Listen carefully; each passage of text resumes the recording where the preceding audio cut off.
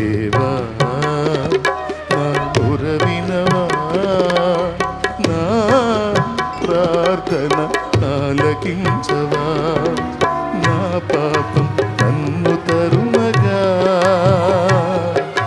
నా ప్రాణము తల్లడిల్లగా, నీ చింతకు చేరినానయ్యా,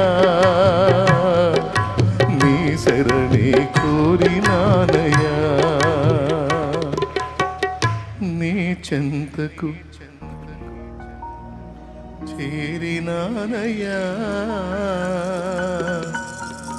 నీ శరణి కోరినానయ్యా.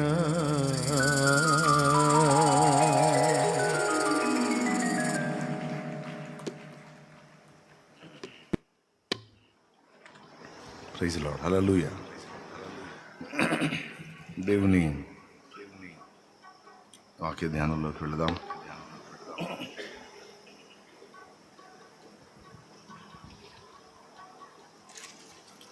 బైబిల్ గ్రంథంలో నుంచి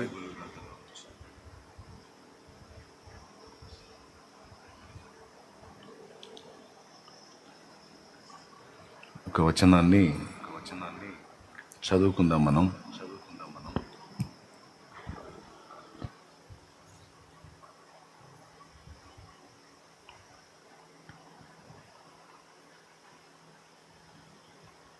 యోహాను సువార్త 5వ అధ్యాయం. యోహాను సువార్త 5వ అధ్యాయం 3వ వచనం నుంచి చదువుదాం. ఆయా సమయములకు దేవదూత కోనేటిలోనికి దిగి నీళ్లు కదిలించుట కలదు. నీరు కదిలింపబడిన పిమ్మట మొదట ఎవడు దిగునో వాడి ఎట్టి వ్యాధి గలవాడైనను బాగుపడును. గనుక ఆ మంటపములలో రోగులు, గ్రుడ్డివారు, కుంటివారు, ఊచకాలు చేతులు గలవారు గుంపులుగా పడియుండిరి. అక్కడ 38 ఏండ్ల నుండి వ్యాధి గల ఒక మనుష్యుడుండెను. యేసు వాడు పడియుండట చూచి వాడప్పటికీ బహుకాలము నుండి ఆ స్థితిలోనున్నాడని ఎరిగి, వాడు పడియుండుట చూచి వాడప్పటికీ బహుకాలము నుండి ఆ స్థితిలో ఉన్నాడని ఎరిగి, స్వస్థపడగోరుచున్నావా అని వానిని అడుగగా, స్వస్థపడగోరుచున్నావా అని వానిని అడుగగా, ఆ రోగి, అయ్యా, నీళ్లు కదిలింపబడినప్పుడు నన్ను కోనేటిలోనికి దించుటకు నాకు ఎవడనూ లేడు గనుక నేను వచ్చినంతలో మరి ఒకడు నాకంటే ముందుగా దిగునని ఆయనకు ఉత్తరమిచ్చెను. దేవునికి స్తోత్రం కలుగును గాక. హల్లెలూయా. చిన్న మాట ప్రార్థన చేసుకుందాం. పరిశుద్ధుడు అయిన మా తండ్రి, ప్రేమ స్వరూపిక దేవా, నీకు స్తోత్రములు. మీ దయాపూర్వక సంకల్పాన్ని బట్టి ఈవేళ మమ్మల్ని అందరినీ ఉపవాస కూటంలో ఐక్యపరిచినందుకు కృతజ్ఞతలు, స్తోత్రాలు చెల్లిస్తున్నాం దేవా. ఇంతవరకు చేసిన ప్రార్థనలు, చెల్లించిన స్తుతి, ఆరాధన, పాడిన కీర్తనలు అన్నీ మీరు విన్నారు, మౌనంగా ఆలకించారు.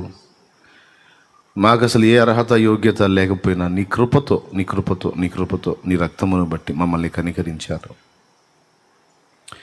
నీ నీతిని, నీ పరిశుద్ధతను బట్టి మమ్మల్ని నీతిమంతులుగా తీర్చారు. నీ పరిశుద్ధతని మాకు వస్త్రముగా ధరింపజేసి నీ సన్నిధిలోనికి రావడానికి బిడ్డలకు అర్హతనిచ్చారు. నీ బలిపీఠం ఎక్కడానికి నాకు యోగ్యతనిచ్చారు. నీ వస్త్రాన్ని మా పైన కప్పి, మా తండ్రి, ఇక నీ వాక్య ధ్యానాన్ని చేయబోతున్నాం. ఈ ధ్యానంలో మాకు జ్ఞానం నువ్వు అనుగ్రహిస్తే వస్తుంది తండ్రి. మాకు అనుగ్రహించు దేవా, మాతో మాట్లాడు. నీ దాసుడు అపాత్రుడు, అయోగ్యుడు ప్రభు, నీ కృప మీద ఆనుకున్నాడు. దయతో జ్ఞాపకం చేసుకుని నీ దాసుని బలపరిచి నీవే నీ వాక్కును అందించు తండ్రి.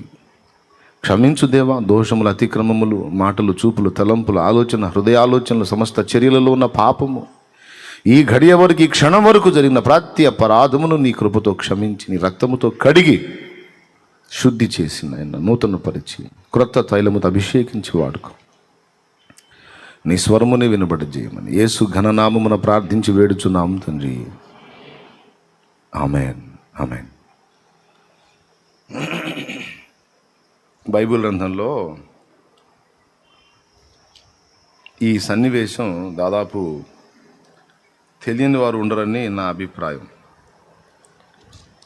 తర్వాత మరికొన్ని సన్నివేశాలు కూడా రాయబడ్డాయి.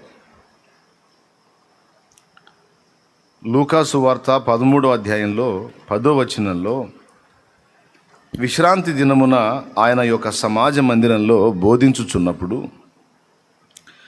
18 ఏండ్ల నుండి బలహీనపరచు దయ్యము పట్టిన యొక్క స్త్రీ అచ్చట నుండెను. ఆమె నడుము వంగిపోయి ఎంత మాత్రమునో చక్కగా నిలవబడలేకుండెను. యేసు ఆమెను చూచి రమ్మని పిలిచి, అమ్మా, నీ బలహీనత నుండి విడుదల పొంది ఉన్నావని ఆమెతో చెప్పి ఆమె మీద చేతులుంచగానే ఆమె చక్కగా నిలవబడి దేవుని మహిమపరిచెను. దేవునికి స్తోత్రం. గట్టిగా చెప్దామా? ఈ 2 సందర్భాలు, సన్నివేశాలు విశ్రాంతి దినం అప్పుడు ప్రభువు చేశాడు. సహజంగా ఈ సన్నివేశాలను గురించి ధ్యానించేటప్పుడు విశ్రాంతి దినం రోజు ఈ అద్భుతాలు చేసి అక్కడున్న వాళ్ళకి ఒక సందేశాన్ని ప్రభు ఇవ్వగోరాడు. నేను విశ్రాంతి దినమునకు ప్రభువునై ఉన్నాను. విశ్రాంతి దినం అనేది ఒక ఛాయ, నిజస్వరూపము నేనే వచ్చాను.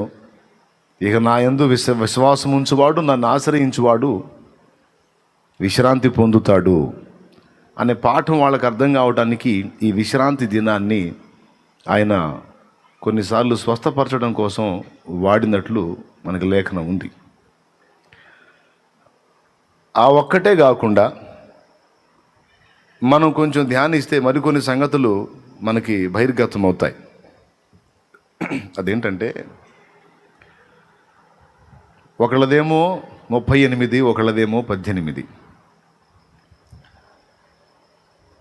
వీళ్ళిద్దరూ పేషెంట్సే. ఒకడికేమో పాపం వలన వచ్చింది, 38 సంవత్సరాలు ఆ జబ్బుతో బాధపడ్డాడు. పాపం వలన వచ్చింది అనడానికి యేసయ్యే ఆ మాట చెప్పాడు. వాడిని స్వస్థపరిచిన తర్వాత, ఇదిగో స్వస్థత పొందితివి, మరి ఎక్కువ కీడు నీకు కలగకుండాన్నట్లు ఇక పాపం చెయ్యకు అనే మాట అతనితో మాట్లాడతాడు దేవాలయంలో వాడిని కనుగొని. ఇదిగో బాగుపడ్డావు, స్వస్థత పొందావు, ఇంకా ఎక్కువ కీడు నీకు కలగకుండా ఉండడానికి ఇక పాపం చేయొద్దు అన్నాడు. అంటే పాప ఫలితంగా వానికి ఆ బలహీనత వచ్చి ఉండొచ్చు. ఆ కీడులో వాడు ఆ కారణాన్ని బట్టి పడి ఉండొచ్చు. దాదాపు చాలా వరకు సమస్యలకు కారణం మన దోషాలు అయి ఉంటాయి, అపరాధాలు అయి ఉంటాయి. లేదా ఇంకొక అర్థం వచ్చేటట్టు కూడా చెప్పు ఉండొచ్చు. అపరాధాల ఫలితంగా ఈ శాపాన్ని అనుభవించావు, ఈ రోగాన్ని అనుభవించావు.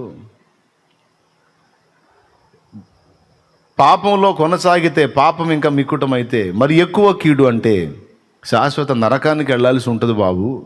అది మరి ఎక్కువ కీడు. 38 సంవత్సరాల రోగమే భయంకరమైన ఇబ్బంది అనుకుంటే, దానికి మించిన కీడు ఇంకేముంది అంటే నిత్య నరకం. మరి ఎక్కువ కీడు నీకు కలగకుండాన్నట్లు ఇక నువ్వు పాపం చేయకన్నాడు. సో వానికి వచ్చిన సమస్య పాప ఫలితం అనుకుందాం. మరి ఈమెకి ఎందుకు వచ్చింది జబ్బు?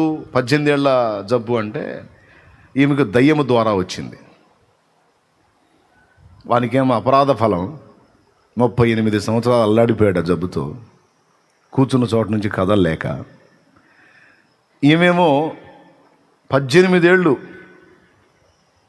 ఎప్పుడూ వంగిపోయే ఉంటుంది. నడుము వంగి అంటే పాపం అందరూ నిటారుగా నడుస్తారు, ఈమె మాత్రం ఒక జంతువులాగా అట్లా బెండ్ అయిపోయి తిరుగుతూ ఉంటుంది. తన కార్యక్రమాలన్నీ ఆ వంగే చేయాలి. ఎవరినన్నా మనిషిని చూడాలన్నా కూడా మొత్తం బెండ్ అయిపోయి అలా ముఖం ఎత్తి చూడాలి. ఈ సమస్య ఈమెను 18 ఏళ్ళు శోధించింది. నాకు వీళ్ళిద్దరిలో ఆశ్చర్యం కలిగించింది ఏంటంటే, ఒక సమస్యతో ఒక మనిషి బాధపడుతున్నప్పుడు అన్ని సంవత్సరాలు నిరీక్షించడం అనేది కష్టం. ఇతను 38 సంవత్సరాలు నిరీక్షించాడు. ఇప్పుడు ఆ జబ్బు వచ్చిన తొలినాళ్లలో తీసుకొచ్చి అక్కడ వేసి ఉంటారు. ఎక్కడ? బేతెస్తా కోనేటి దగ్గర. అప్పట్లో ఆ కోనేటిలో ఒక కార్యం జరిగేది. నీళ్లు నిర్మలంగా ఉంటాయి. కోనేరు అంటే చుట్టూ కట్టుబడి చేసి ఉంటుంది. ఒక పెద్ద హౌస్ అనుకోండి, పెద్ద హౌజు, పెద్ద తొట్టి, నీళ్ళ తొట్టి అనుకోండి.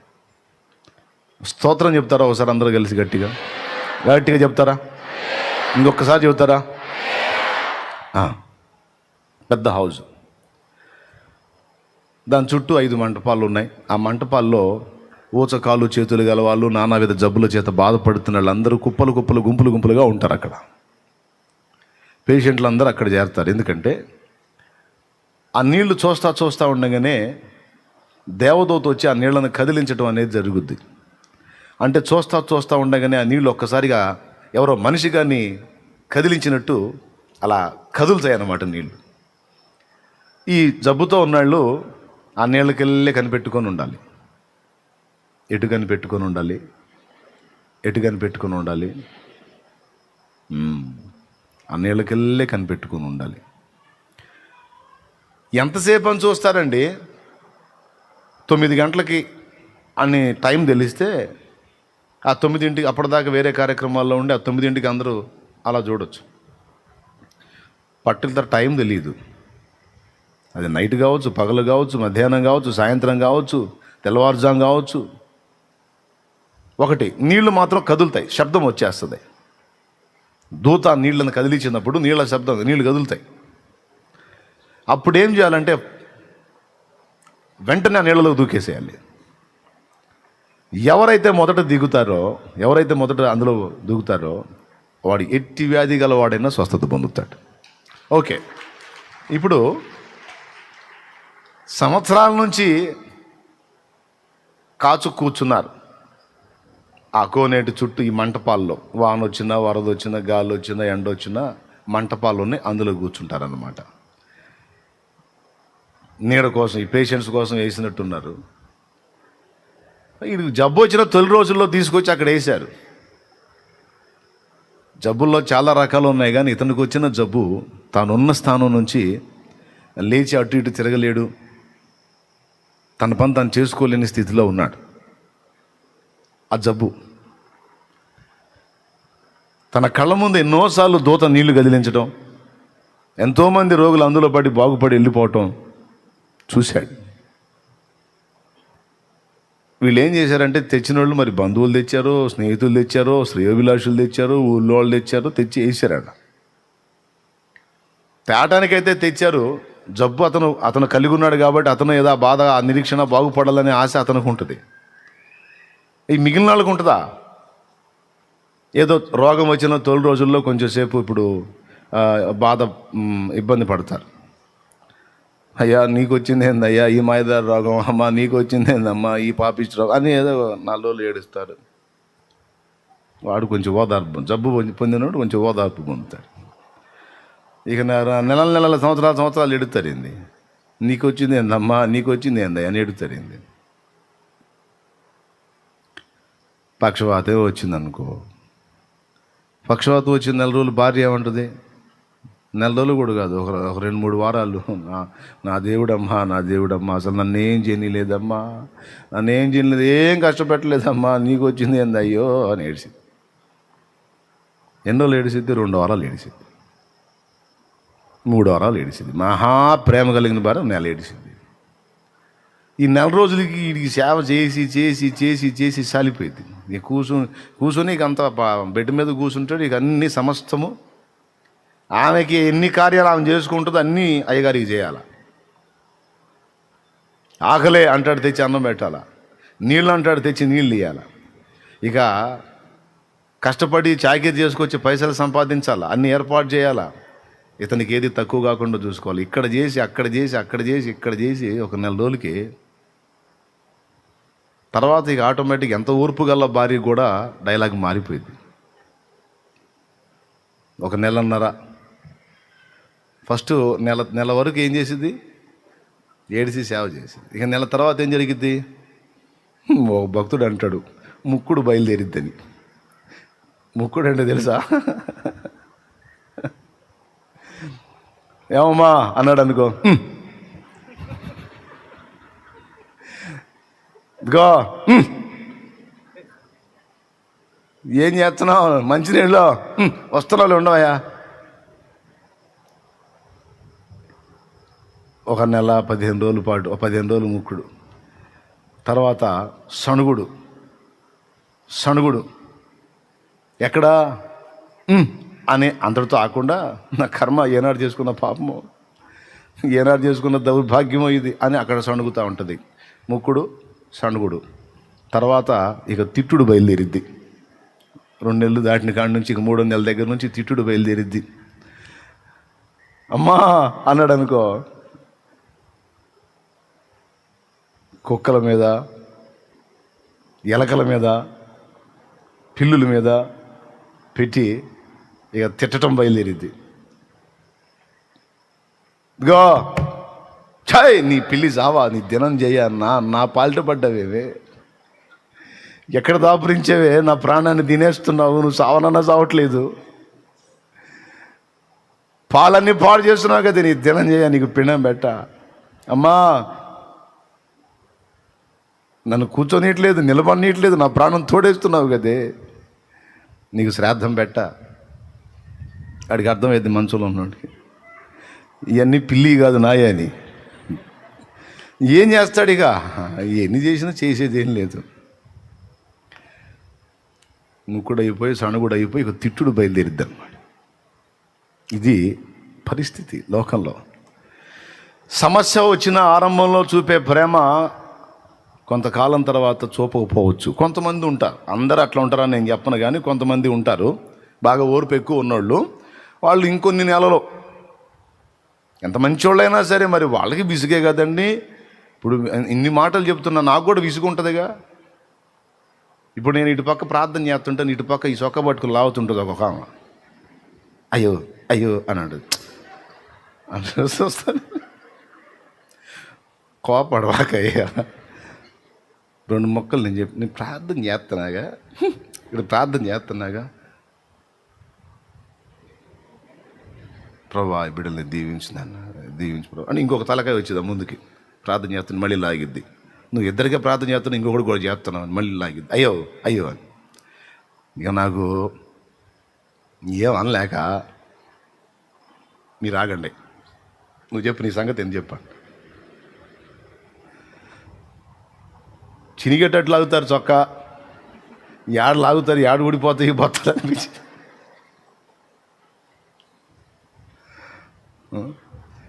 ఎందుకంటే ఎలాంటి వాడు కూడా విసుగు ఉంటుంది.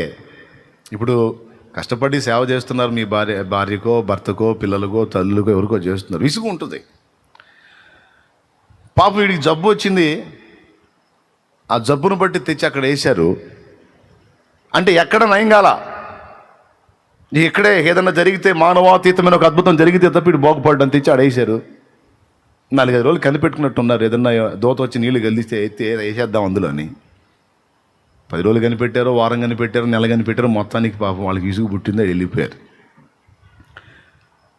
టైంకి ఆ రొట్టె ఏదో తీసుకొచ్చి ఆడికి ఆహారం ఇచ్చి వెళ్ళిపోతుండొచ్చు. ఇక వాడు కూడా కూర్చుంటున్నాడు. ఇక అక్కడ ఏం చేస్తాడు మరి, ఇక ఎక్కడ మందు లేదు, మాకు లేదు, తగ్గే మార్గం లేదు. చేస్తే ఆ నీళ్ళలో పడితే ఒక అద్భుతం జరగటం, లేకపోతే ఇక సాగు కోసం ఎదురు చూడటం, ఇంక చేసేదే ఉంది అన్నట్టుగా కూర్చుండిపోయాడు.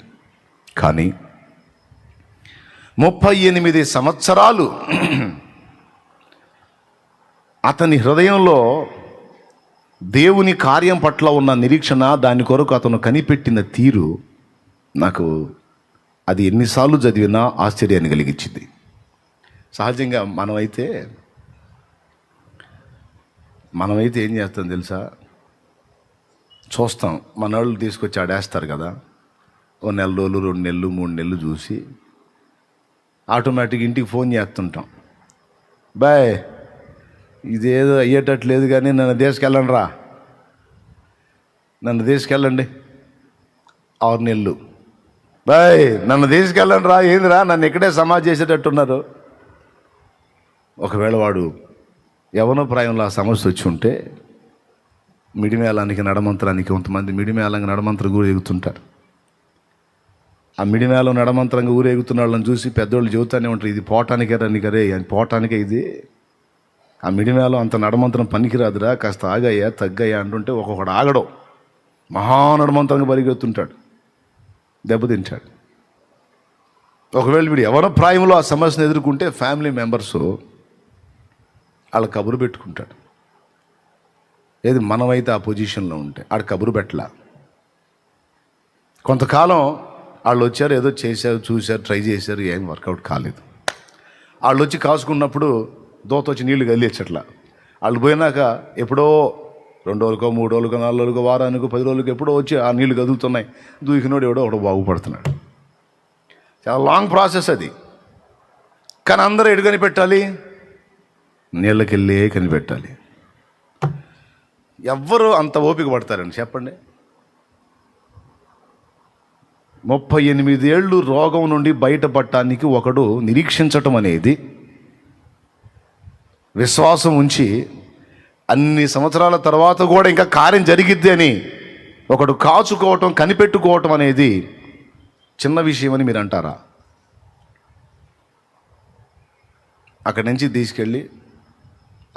తీసుకెళ్ళి ఏ సత్రం దగ్గర ఎక్కడో ఏ వీధి మొగల్లోనో కూర్చోబెడితే ఇక కదలేనోడు కదా, బాబో ధర్మం చేయండి బాబు అని ఏదో చేసుకొని పొట్ట తిప్పలు పడి ఏదో చల్లార్చుకుంటాడు. అక్కడ అందరూ పేషెంట్లేనాయా, అందరూ బాధితులేనాయా? కానీ అక్కడే కాచుకున్నాడు, అన్ని సంవత్సరాలు కనిపెట్టుకుని ఉన్నాడు. నాకు ఇది ఆశ్చర్యాన్ని కలిగించింది. ఎంత సుదీర్ఘ నిరీక్షణ, ఎంత ఎదురుచూపు, ఎంత కాలం కనిపెట్టాడు అని. రెండవది, ఈ 18 సంవత్సరాలు నడుము వంగిపోయి ఈ దురాత్మ పీడితురాలే బాధపడుతున్నాయి ముందు చూశారు. సహజంగా మనకన్ని పరిస్థితులు బాగున్నప్పుడు దేవుడు, భక్తి గట్రా అంటాం.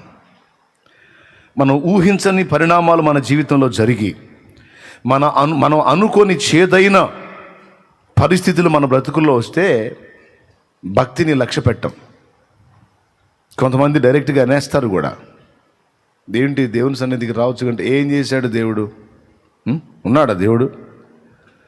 దేవుడు ఉంటే నాకు ఈ పరిస్థితి ఎందుకు వచ్చింది? దేవుడు ఉంటే అతని కనికరం లేదా, జాలి లేదా, దయ లేదా? నేను ఎవరికే అన్యాయం చేశా? ఎవరికి అడుపు కొట్టా? ఎవరి నోరు కొట్టా? ఎవరికే దుర్మార్గం చేశా? నాకు తెలిసినంత వరకు బాగానే ఉన్నాను, 10 మందికి మంచిగా చేశాను కానీ చెడు చేయలే. కానీ నాకెందుకు ఇలా జరిగింది? దేవుడు లేదు, దెయ్యం లేదు, పొండి నేను రాను. 18 సంవత్సరాలు అంతకుముందు ఆమె నిటారుగా ఉంది, చక్కగా ఉంది, బాగానే ఉంది. ఈ దురాత్మ ఎప్పుడైతే ఆమెలో ప్రవేశించి ఆమెను శోధించడం మొదలుపెట్టిందో ఇక నడుం బెండ్ అయిపోయి ఆమె ఒక పేషెంట్ లాగా అయిపోయింది. దయ్యాలు కొన్ని రోగాలను కూడా చూపిస్తాయి. మనకు రోగమే కనపడుద్ది కానీ లోపల పనిచేసే దయ్యం కనపడదు. అందుకే కొన్నిసార్లు దయ్యం వెళ్ళిపోయినప్పుడు కొన్ని రోగాలు స్వస్థత పొందటం మనం చూస్తాం.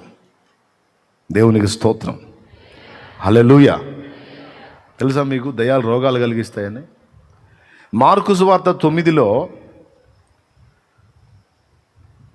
ఆ పిల్లవాడి తండ్రి చెబుతాడు మూర్ఛ వ్యాధి గురించి. వీడు మూర్ఛపోతాడు, ఫిట్స్. మత్తయిలో అంటాడు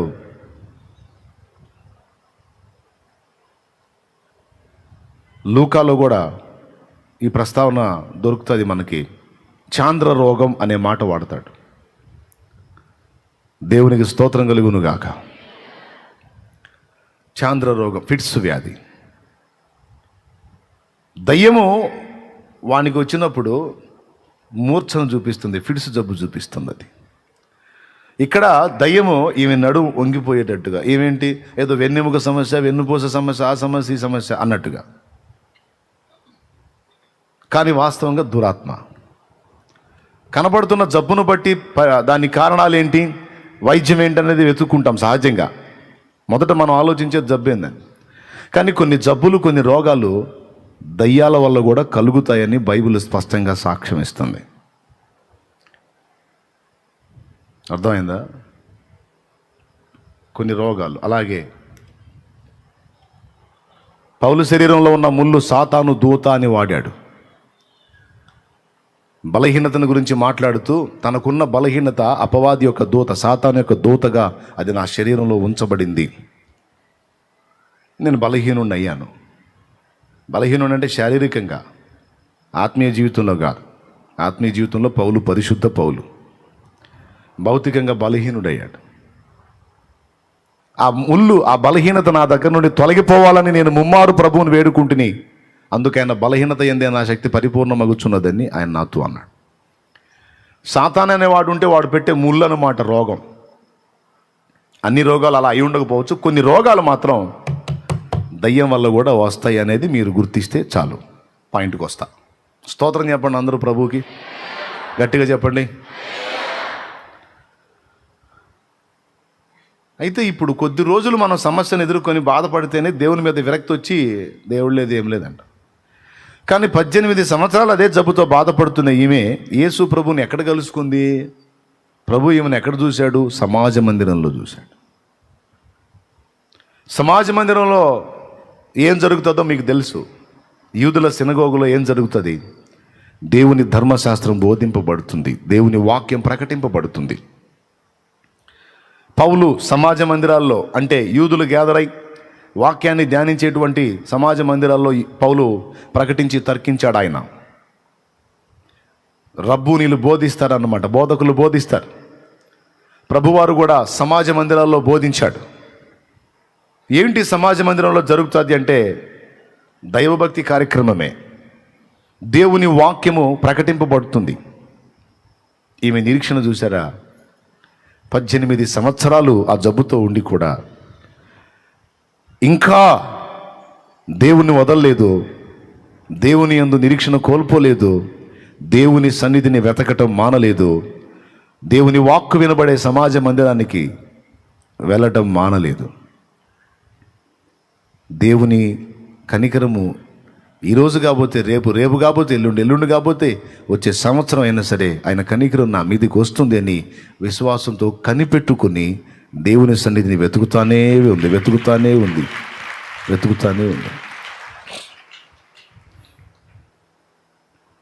3 సంగతులు గుర్తించాను వీళ్ళిద్దరి జీవితాల్లో. 1, సుదీర్ఘ నిరీక్షణ, అంత దీర్ఘకాలం ఎదురు చూడగలగటం, నిరీక్షించటం ఇద్దరు.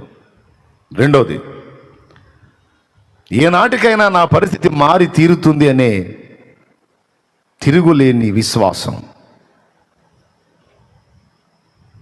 ఏదో ఒక విధంగా దేవుడు నా యందు దయ చూపుతాడు, జాలి చూపుతాడు, ఖచ్చితంగా నా పరిస్థితి ఏనాటికైనా మారి తీరుతుంది అని ఆమెమో దేవుని కొరకు సమాజ మందిరంలో కనిపెట్టుకుంటే, ఇతనేమో దేవదూత కార్యం కోసం బేతెస్తా కోనేటి దగ్గర కనిపెట్టుకున్నాడు. దేవదూత చేసినా అది దేవుని వల్ల జరిగే కార్యమే, కానీ దూత సొంతంగా చేసేది ఏముంది? దూతకు కూడా శక్తినిచ్చేది ఎవరు? దూతను సృష్టించిన వాడు కూడా ఎవరు? ప్రభువే. సో ఇద్దరు, దూత ద్వారా ఇతను దేవుని వైపే చూస్తున్నాడు, సమాజ మందిరంలో ఆమె దేవుని కొరకే చూస్తుంది. విశ్వాసం మొట్టమొదటిది నిరీక్షణ అయితే, రెండవది విశ్వాసం. ఏనాటికైనా నా పరిస్థితి మారుతుంది. ఇది మనకు అన్వయించుకోవచ్చు. కొన్నిసార్లు మనం అనుకునే వెంటనే జరగకపోతే ఒక రకమైన నిరాశ, నిరుత్సాహం, కృంగుబాటు, వేదన వస్తాయి. సింపుల్గా చెప్పాలంటే విరక్తి కూడా కలిగిద్ది కొంతమందికి. ఒక ముఖ్యమైన కార్యం పెట్టుకుంటారు, అది జరగలేదనుకో, లేట్ అవుతుంది అనుకో, దీంతో పాటు ఇంకా ఏమేమి లేట్ అయినాయి మొత్తం కుప్పేసుకొని, నా బతికేందో ఏ తలపెట్టిన ముందుకు రావట్లా, ఏది జరగట్లా, అది జరగట్లా, ఇది జరగట్లా, అంతా వెనకబడుతుంది, అన్నీ ఇంకొక రకంగా అయిపోతున్నాయి అన్నీ కృంగిపోయి నిరీక్షణ కోల్పోతారు. నా కర్మ, నా దరిద్రం, నా బ్రతుకట్లా తగలబడింది, ఇది నా శాపం, ఇది ఏనాడు చేసుకున్న పాపము, ఏనాడు చేసుకున్న శాపము అని తమ స్థితిని గూర్చి సణుగువారు, శపించుకొని వారై కొంతమంది కనపడుతుంటారు. నాకు ఇది మారదు అంటారు, వాళ్ళే అంటారు. నా భర్త మారడో, నా పిల్లలు మారరో, నా భార్య మారదో, నా బంధువులు మారరో, నా పరిస్థితులు మారో, నా ఆత్మీయ జీవితం మారదో, నేను తిరిగి పరిపూర్ణమైనటువంటి అనుభవంలోనికి రాలేనో, నా కర్మ ఇంతే, నా బతుకింతే, నా జీవితం ఇంతే అని నిరాశ విభులోకి వెళ్ళిపోయి నిరీక్షణ కోల్పోయి, బాగుపడుతున్న మాట వదిలిపెట్టి, బాగుపడుతున్న విశ్వాసం వదిలిపెట్టి, నా కర్మ ఇంతే అని విశ్వాసాన్ని కోల్పోయిన వాక్కుని రిలీజ్ చేస్తూ ఉంటారు, విడుదల చేస్తూ ఉంటారు. బాగా వినండి. కానీ ఇక్కడ ఈ ఇద్దరి జీవితాల్లో మనం గమనిస్తే సుదీర్ఘ నిరీక్షణ, మొక్కవోని విశ్వాసం, దేవుని కార్యం కొరకు ఆశగా కనిపెట్టుకున్న మూడవ సంగతి వేకువ కోసం కావలివాడు ఆశతో వేచినట్లు కలత నిండిన నా హృదయం నీకై చూచుచున్నది. విచిత్రం చెప్పనా? దేవుడు కనికరం కలిగిన వాడే, దేవుడు సహాయం చేస్తాడు, ఆ దూతను పంపిస్తాడు, ఆ నీళ్లు కదిలిస్తాడు. కానీ నన్ను ఎవడేస్తాడు నీళ్లలో కానీ కనిపెట్టుకున్నాడు వాడు. ఆ నీళ్లలో పడితే కార్యం జరిగిద్ది, కానీ నన్ను అందులో వేసేవాడు ఎవడు? అటు దూత కార్యం కొరకు కనిపెట్టుకున్నాడు, ఎవడన్నా తీసుకెళ్ళి వేస్తాడేమో అని ఇంకొకటి కోసం కనిపెట్టుకున్నాడు. అది విసుగు రాదా? నెల, 2 నెలలు, 3 నెలలు, సంవత్సరం, 2 సంవత్సరాలు, 3 సంవత్సరాలు, 4 సంవత్సరాలు అంటే అదే కష్టం. అలాంటిది 38 సంవత్సరాలు. వాక్యం అంటుంది, వాడప్పటికి బహుకాలము నుండి ఆ స్థితిలో ఉన్నాడని ప్రభు ఎరిగి స్వస్థపడగోరుచున్నావా అని అడిగితే ఆ విశ్వాసం చూడండి. అయ్యా స్వస్థపడగోరకపోతే ఇలానే ఉండగోరుతానా నేను అంటే, కొంతమంది ఏం చేస్తారంటే విడుదల పొందటం కోసం ప్రయత్నిస్తారు. ప్రయత్నించి విడుదల దొరకకపోతే ఇక రాజీ పడతారు కొన్ని విషయాల్లో. స్తోత్రం. ఏనుగుని మీరు చూసారా? ఏనుగు ఎంత పెద్దగా ఉంటుంది? దాన్ని కట్టేసే గొలుసు ఎంత ఉంటుంది చూడండి. ఏనుగు ఎంత, దాన్ని కట్టేసే గొలుసు ఎంత? పెద్ద పెద్ద ఇంతలా దొంగల్ని కూడా అలా తొండంతో పట్టేసుకొని అలాగే తీసి అవతల పడేసి, దాన్ని తోలే మనిషి ఎంత, దాని మీద ప్రయాణం చేసే మనిషి ఎంత, దాన్ని బంధించే గొలుసు ఎంత, అదెంత? అంత పెద్ద ఏనుగు, దాని ఒక్కొక్క కాలు పెద్ద స్తంభంలాగా ఉంటుంది. అంత పెద్ద ఏనుగు అంత చిన్న గొలుసుకి ఎట్టాగింది? ఆశ్చర్యమే.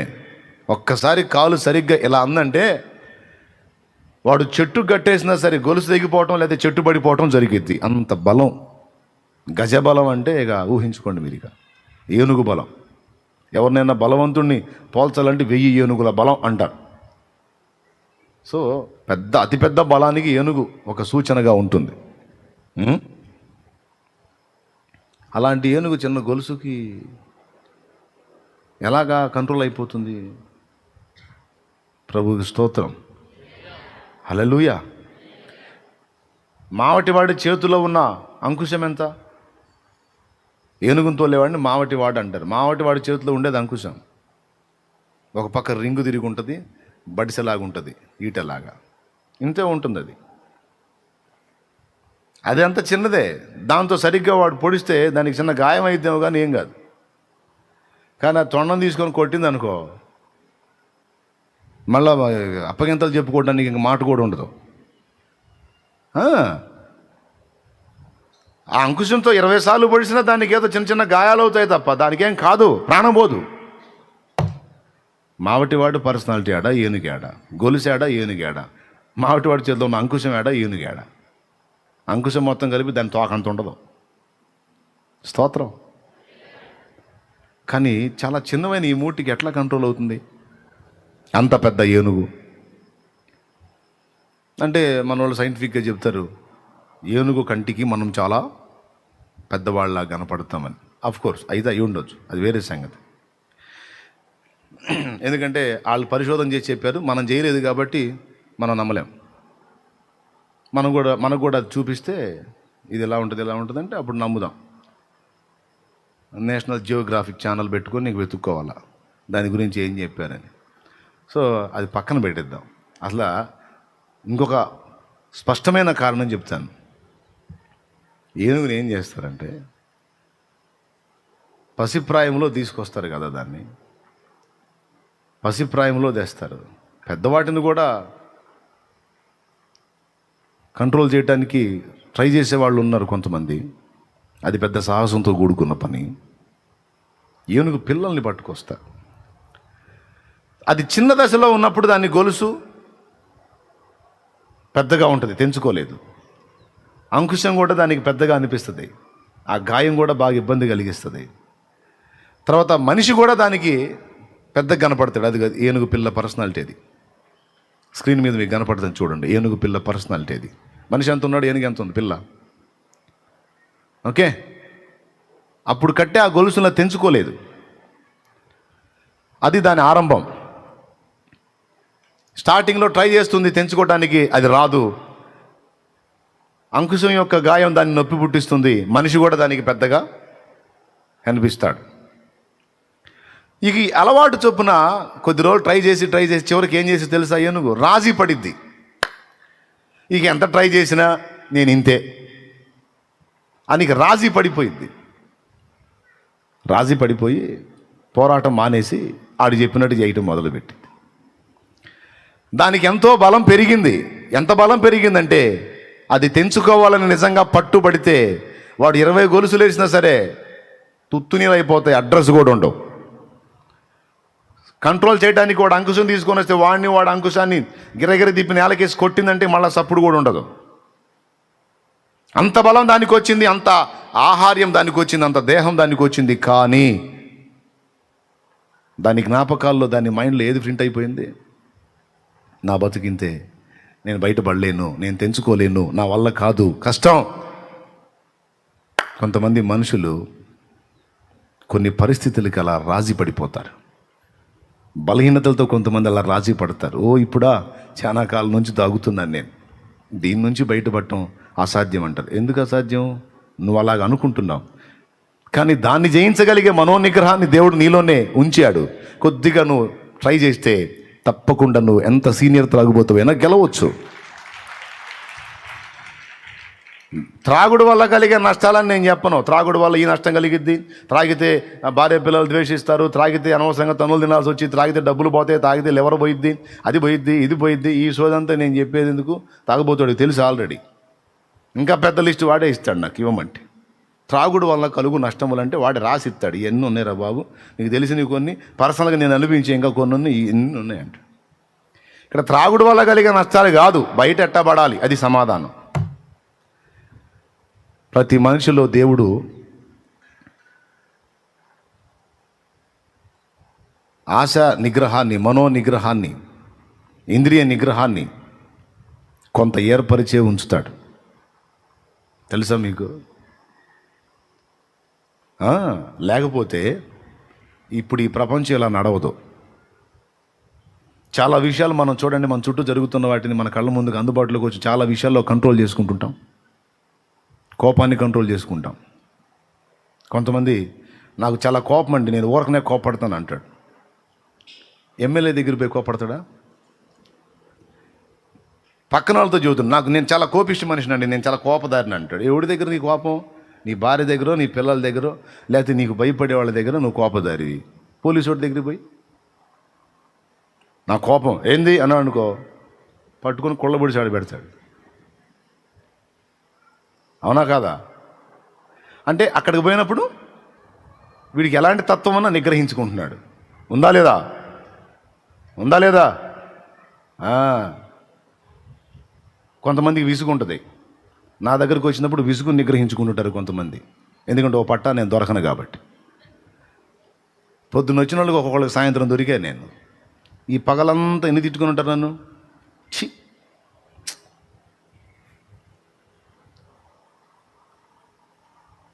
అవునా? నేను కనపడ్డాను అనుకో, బుద్ధి ఉందా నీకు? బుద్ధి ఉందా? మనిషివేనా నువ్వు? పొద్దునానంగా వచ్చాను రా అని ఎవరన్నా అన్నారా? అన్నారు. ఎందుకు? విసుగు వచ్చినా, చిరాకు వచ్చినా, కోపం వచ్చినా, బాధ వచ్చినా నేను కనపడగానే వందనాలు అన్నయ్య,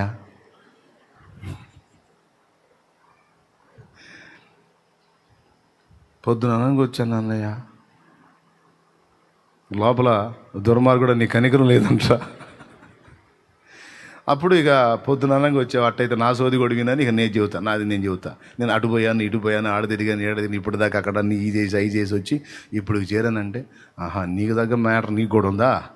కానీ ఇప్పుడు సరేలే, సరే ఇప్పుడు ప్రార్థన చేయ బాబా అని చెప్పి అప్పుడు అడుగుతున్నాడు. అంటే ఈ డే మొత్తంలో విసుగు నేను కనపడగానే నిగ్రహించుకున్నా. అదే ఓ పురుషుడు నా కోసం అంతసేపు నిరీక్షిస్తే, ఓ తమ్ముడు నిరీక్షిస్తే, అంతసేపు వాళ్ళ ఆవిడ కోసం నిరీక్షించాడా? వాళ్ళ భార్య కోసం ఉదయం నుంచి సాయంత్రం దాకా నిరీక్షించే పరిస్థితి వస్తే, సాయంత్రానికి భార్య అందుబాటులోకి వస్తే, పొద్దున్న నుంచి నిరీక్షిస్తున్నాను అమ్మాయి నీ కోసం అంటాడా? వసావ్ పంది, ఏదో కుక్క పంది అని వాడుగా. పవిత్రుడైతేనేమో పవిత్ర జంతువులను పెట్టి, అపవిత్రుడైతే అపవిత్ర జంతువులను పెట్టి, ఇంకా నీ చేతముడైతే పచ్చి బూతులు పెట్టి, ఇంకా ఆవేశం ఆపుకుని పట్టుకుని 4 బాధి. ఇప్పుడు అవన్నీ నన్ను కూడా చేయాలిగా. అంటే ఎక్కడ స్పందించాలో ఎక్కడ స్పందించకూడదు నీ కంట్రోల్ ఉందా లేదా? మరి దేవుడు పెట్టాడా లేదా నీళ్ళు? లేకపోతే అసలు ఏ మనిషి అన్న ఆగుతారా? చెప్పరేమండి. సహజ సిద్ధంగానే దేవుడు ప్రతి మనిషిలో కొంత సెల్ఫ్ కంట్రోల్ అనేది పెట్టాడు. అర్థమైందా? ఏ పాపమైనా అధిగమించడానికి అవకాశం ఉంది. రాజీ పడకూడదు. పరిస్థితులు మారతాయో లేదో, ఇక ఇంతే, ఈ బలహీనతలు ఇంతే, ఈ సమస్యలు ఇంతే, నా జీవితం ఇంతే, నా బ్రతికి ఇంతే, ఆడి బతికి అంతే, ఎల బతికి ఇంతే, అంతా ఇంతే అంతే. అరే అట్లా ఎందుకు అనుకుంటున్నావు? బలహీనతల దగ్గర నుంచి ప్రతిదీ అధిగమించడానికి అవకాశం ఉంది.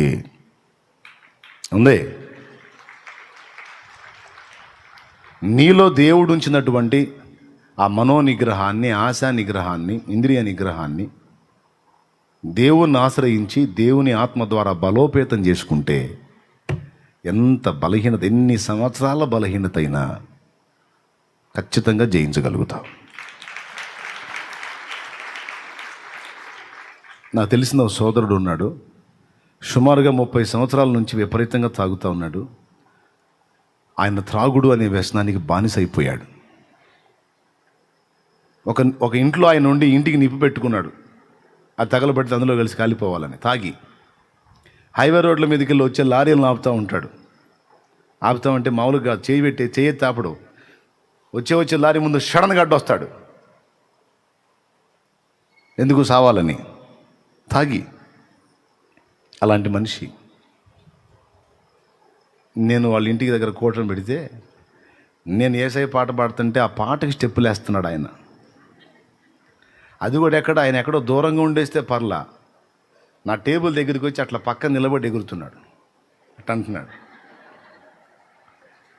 జాతరలు వేస్తారే ఆ స్టెప్పులు ఎగురుతున్నాడు. ఏం చేయాలని నేను? కూర్చున్న తమ్ముళ్ళు చెల్లెళ్ళు ఏమని చూస్తున్నారు, గుటకలు మింగుతా కోపంతో. వాళ్ళకి సైగ చేశా. అతను వాస్తవంగా మద్యం సేవించి ఉన్నాడు, కానీ అతడు ఇక్కడికి రాకూడని స్పాట్ ఇది. ఇక్కడికి రాకూడని స్పాట్, రాకూడని స్థలం ఇది.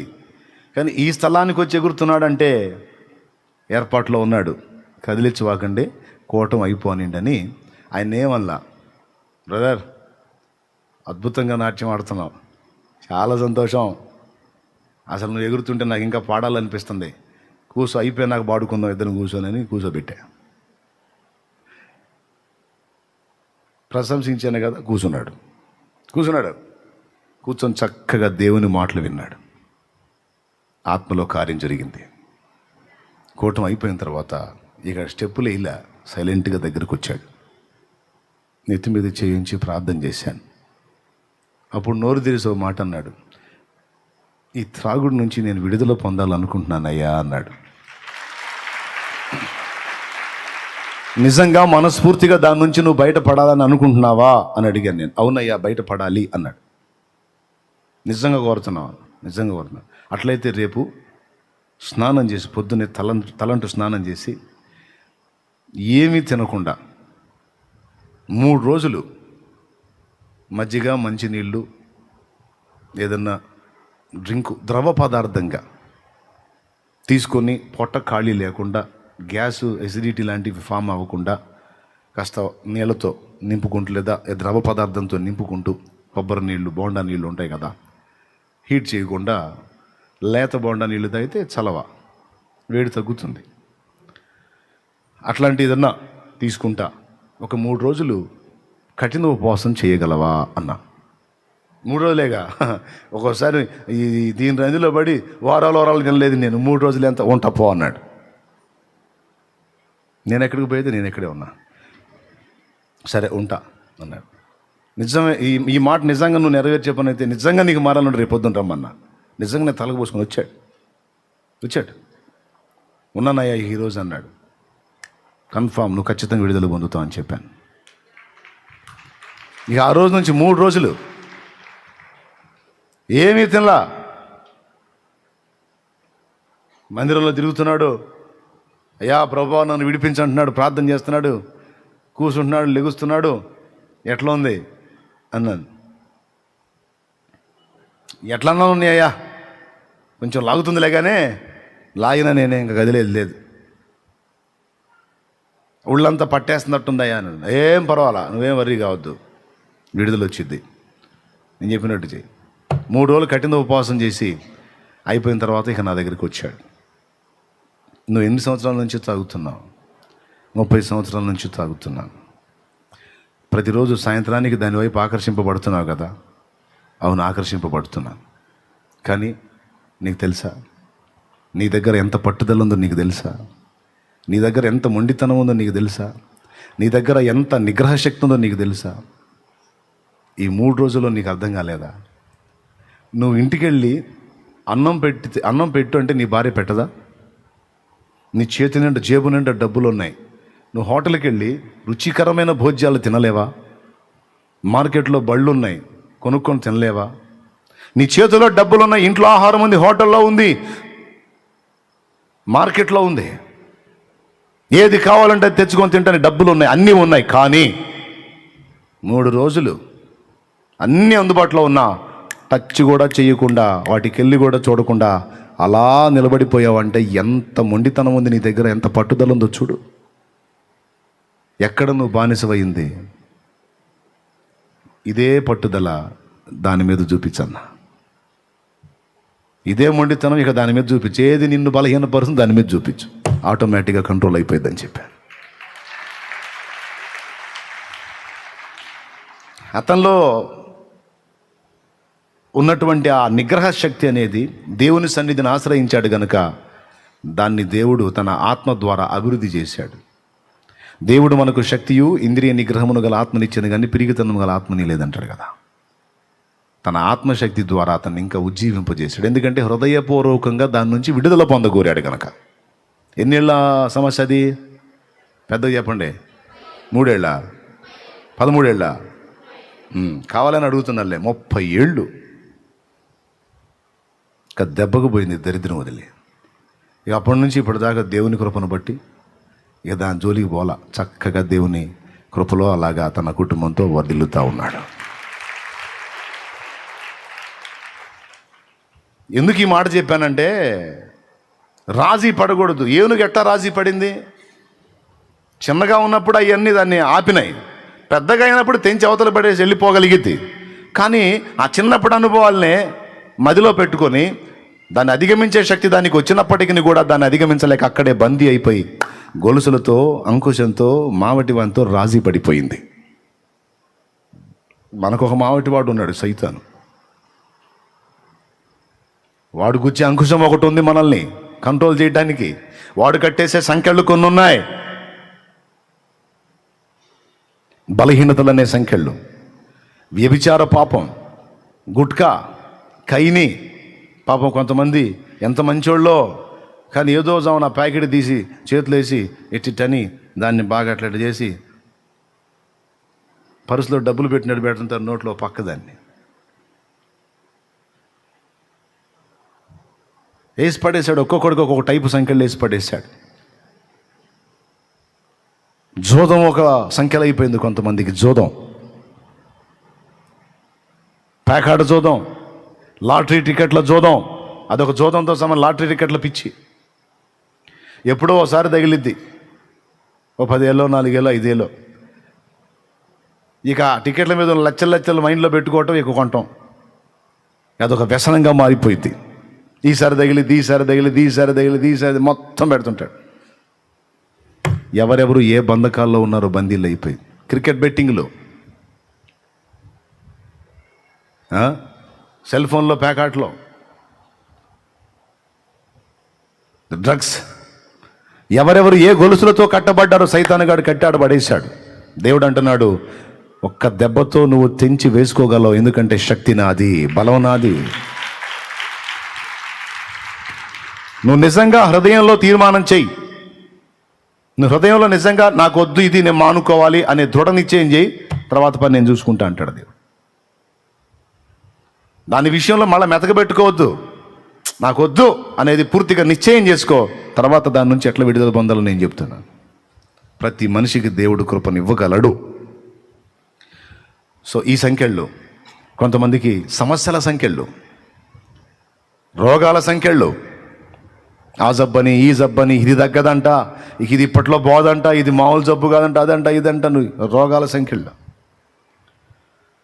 అప్పుల సంఖ్యలు, ఆర్థిక ఇబ్బందుల సంఖ్యలు, కుటుంబాల్లో వ్యక్తుల పరిస్థితులు బాగలేని సంఖ్యలు. ఒకటని ఏం చెప్పేది, ఎవరికి వేయాల్సిన సంఖ్యలు వాళ్ళకి వేసి కూర్చోబెట్టి, ఇక నీ బతుకు ఇంతే ఇంతే అని పాట పాడుతున్నాడు ఆ లూసిగాడు. ఏ లూసిగాడు? సైతానోడు. ఆ పాట పాడుతున్నాడు. దేవుడు ఏమంటాడంటే, యెహోవా కొరకు ఎదురు చూచువారు ధన్యులు, కనిపెట్టువారు ధన్యులు, వారు నూతన బలము పొందుతారు. హల్లెలూయా. యేసు నీ కోసం వెదికే నా ప్రాణం, నా తండ్రి నీ కోసం ఈనారాటం.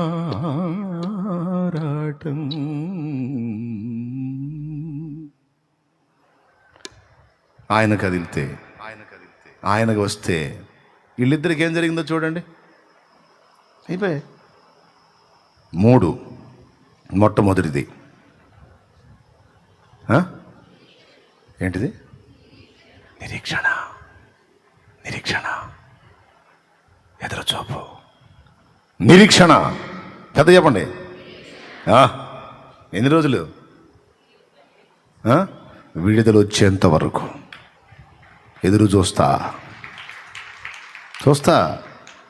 ఇది ఇంతే అని అనను, రాజీ పడను. చెప్పు, రాజీ పడను. చెప్పు. దేంతో? బలహీనతలు కావచ్చు, సమస్యలు కావచ్చు, బాధలు కావచ్చు, నిందలు కావచ్చు, అవమానాలు కావచ్చు, రోగాలు, శరీర సంబంధమైన సమస్యలైనా ఆత్మ సంబంధమైన సమస్యలైనా రాజీ పడను. నా దేవుడు శక్తిహీనుడైతే రాజీ పడతా. ఆయన ఎల్ షడ్డాయ్, సర్వశక్తి గల దేవుడు. సరిగా దేవుని గురించి ఎరగని స్థితిలో ఉన్న వారే అంత నిరీక్షణ కలిగి ఉన్నప్పుడు నేనెందుకు నిరీక్షణ కోల్పోవాలి? ఎన్నో కార్యాలు చేసి నా ముందు సాక్ష్యాలుగా నిలిపిన నా యేసయ్య నాకుంటే నాకెందుకు నిరీక్షణ ఉండదు? నాకుంది.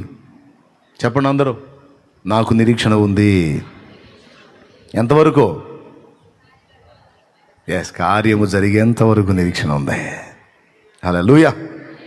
రెండవది, దేవుని కనికరం మీద, దేవుడు నన్ను దర్శించే విషయం మీద నాకు విశ్వాసం ఉంది. ఎందుకంటే అన్ని సంవత్సరాలు పాపం వాడు అక్కడ ఉంటే, 38 సంవత్సరాలు, ఒక రకంగా చెప్పాలంటే మనోడు అక్కడ డ్యూటీలో జాయిన్ అయినప్పుడు యేసయ్య ఇంకా మరియమ్మ కడుపులో పుట్టలా. వాడు 38 కదా, మరి యేసయ్యకి 30 తర్వాత కదా సేవకు వచ్చింది. అర్థమైందా? యేసయ్య ఆగమనానికి ముందే మనోడు నాకు తెలిసి సుమారుగా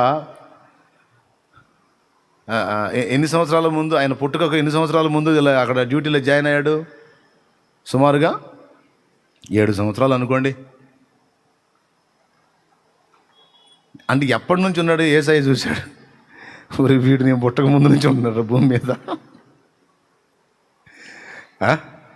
నేను పుట్టక ముందు నుంచి ఉన్నాడు భూమి మీద మనిషిగా. నేను మరియమ్మ గడుపు నుంచి రాకముందు ఇక్కడ చేరాడు వీడు.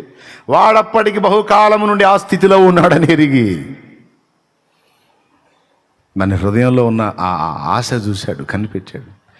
ఇన్ని సంవత్సరాల నుంచి ఉన్నాడు, బహుకాలం నుండి ఆ స్థితిలో ఉన్నాడని ఎరిగి ఇన్నేళ్ళు ఉన్నా నువ్వు ఆ కోనేటి కోసం కనిపెట్టుకోవటం పోవాలి మానలేదా? ఒరి నీ నిరీక్షణ మామూలు మాదిరి కాదురా, నువ్వు మా వాళ్ళకని తీసుకున్నాడు మన సబ్జెక్ట్. దేవునికి స్తోత్రం, హల్లెలూయా.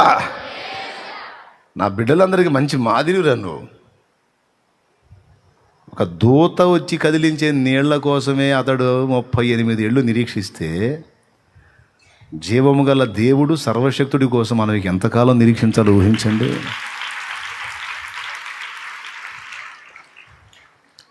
దూతల గురించి జాలి, దయ, కనికరం ఏమైనా చెప్పారా? దూతల గురించి కరుణాస్వరూపులు, దయామయులు, దూతలు మంచివారు, దూతలు అలాగా, దూతల ప్రేమ ఇది, దూతలకు అది, దూతలు అట్లా.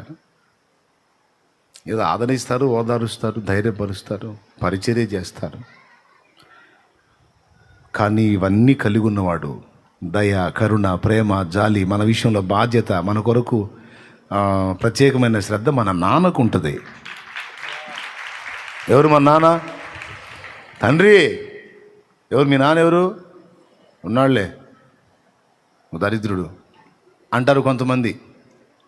తండ్రుల చేత బాధింపబడ్డాడు, తాగుబోతు తండ్రుల్ని కలిగి ఉన్నాడు. దేవునికి స్తోత్రం. అందరూ కొంత తిడతారు, డైరెక్ట్గా తిడతారు. ఈ భూ సంబంధమైన మనుషుల గురించి నేను మాట్లాడట్లా. పరలోక తండ్రి, నిన్ను నన్ను సృష్టించిన తండ్రి ఆయన ఉన్నాడు మనకు. ఆయన కోసం ఇంకెంత కనిపెట్టుకోవాలి? దూత కోసమే 38 అయితే దేవుని కోసం 38 76 ఒక జీవితకాలం అంతా ఎదురు చూడొచ్చు. ఆయన యందు ఉంచిన మన నిరీక్షణ, ఆయన మీద మనం కలిగి ఉన్న విశ్వాసం మనల్ని సిగ్గుపరచదు అని లేఖనంలో స్పష్టంగా రాసుంది. చూస్తారా? రోమపత్రికలో ఒకసారి మీరు చూడగలిగితే చూడండి, ఆ రిఫరెన్స్ చూడండి. రోమపత్రిక 5వ అధ్యాయం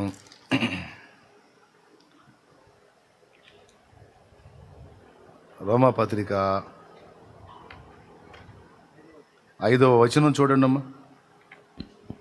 ఎందుకనగా ఈ నిరీక్షణ మనలను సిగ్గుపరచదు. చాలు, ఈ నిరీక్షణ మనలను సిగ్గుపరచదు. ఓకేనా? రైట్. అలాగే మరి ఆ నిరీక్షణ సిగ్గుపరచదని అన్న ఆ దేవుడే మరో చోట ఈ మాట అన్నాడు. చూడండి, పేతురు రాసిన పత్రికలో కూడా ఉంటుంది. పేతురు రాసిన పత్రికలో చూడొచ్చు. పేతురు రాసిన మొదటి పత్రిక 2వ అధ్యాయము 6వ వచనం, ఆయన యందు విశ్వాసముంచువాడు ఏమాత్రమును సిగ్గుపడడు. సో స్పష్టంగా వాక్యంలో ఉంది, దేవుని కోసం మనం నిరీక్షించిన నిరీక్షణ మనల్ని సిగ్గుపరచదు. దేవుని మీద పెట్టుకున్న మన విశ్వాసం మనల్ని సిగ్గుపరచదు. ఆయన యందు విశ్వాసముంచువాడు ఏమాత్రమును, నా జనులు ఇక ఎన్నడూ సిగ్గుపడరంటివే, నా జనులు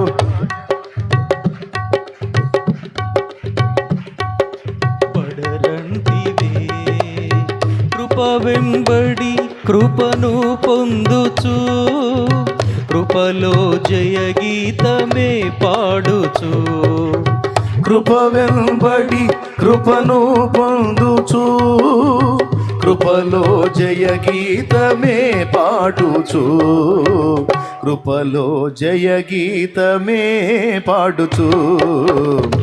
యేసయ్యా నీవే నాకని వేరెవరు నాకు లేరని. షిలోహులోనున్న మందిరంలో మొర్ర పెట్టుకుంది సంవత్సరాలుగా. సిగ్గుపరచబడిందా? సంతానం కోసం కన్నా ప్రేమను ఇమ్మని సోదరి హన్న విన్నవించగా దేవుని, కన్నా ప్రేమను ఇమ్మని సోదరి హన్న విన్నవించగా,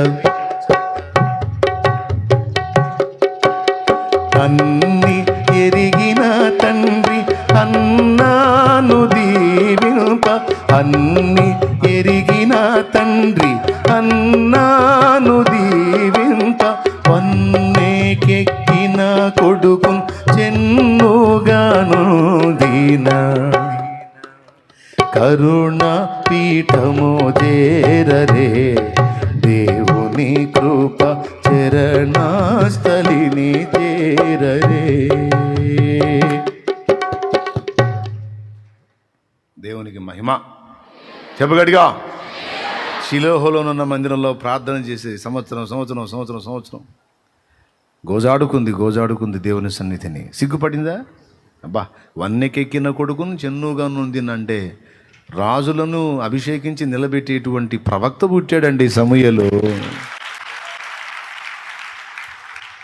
దీర్ఘకాల తన నిరీక్షణ హన్నాను సిగ్గుపరచలా. ఎవరి కోసం ఎదురు చూసింది?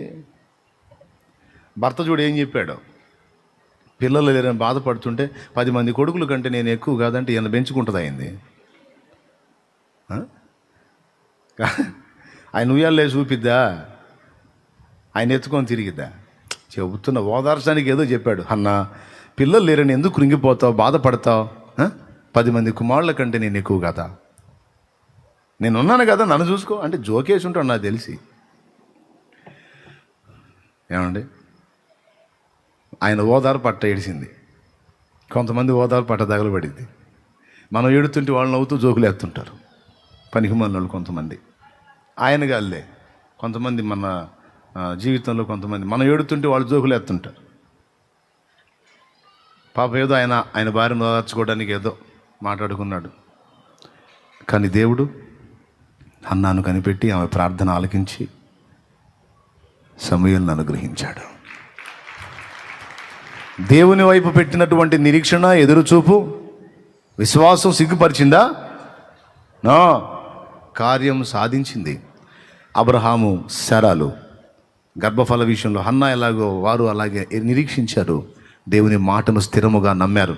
ఏనాటికైనా నా దేవుడు కార్యం చేస్తాడు. అరే, చచ్చిపోయే వయసు వచ్చిన ఆమెకు పుట్టించాడండి పిల్లల్ని. మన భాషలో, మన లెక్కలో చెప్పాలంటే ముసలమ్మగా అన్నదే. అంటే ఏం సవాలు విసురుతున్నాడు? నాకు ఇంత వయసు అయిపోయింది, నాకు అంత వయసు అయిపోయింది, నా పని అయిపోతుంది, ఇంకెప్పుడు అని చదువుకుంటూ ఉంటారు కొంతమంది. నువ్వు సచ్చేటప్పుడైనా పుట్టించగలుగుతాడు ఆయన, నీకు బిడ్డల్ని ఇవ్వగలుగుతాడు ఆయన. ఈ రాళ్ల వలన అబ్రహామునకు పిల్లల్ని పుట్టించగలడని ఆయన గురించి చెప్పబడి ఉంది. మృతతుల్యమైన శారా గర్భమును ముట్టి ఇస్సాకునిచ్చిన నా దేవుడు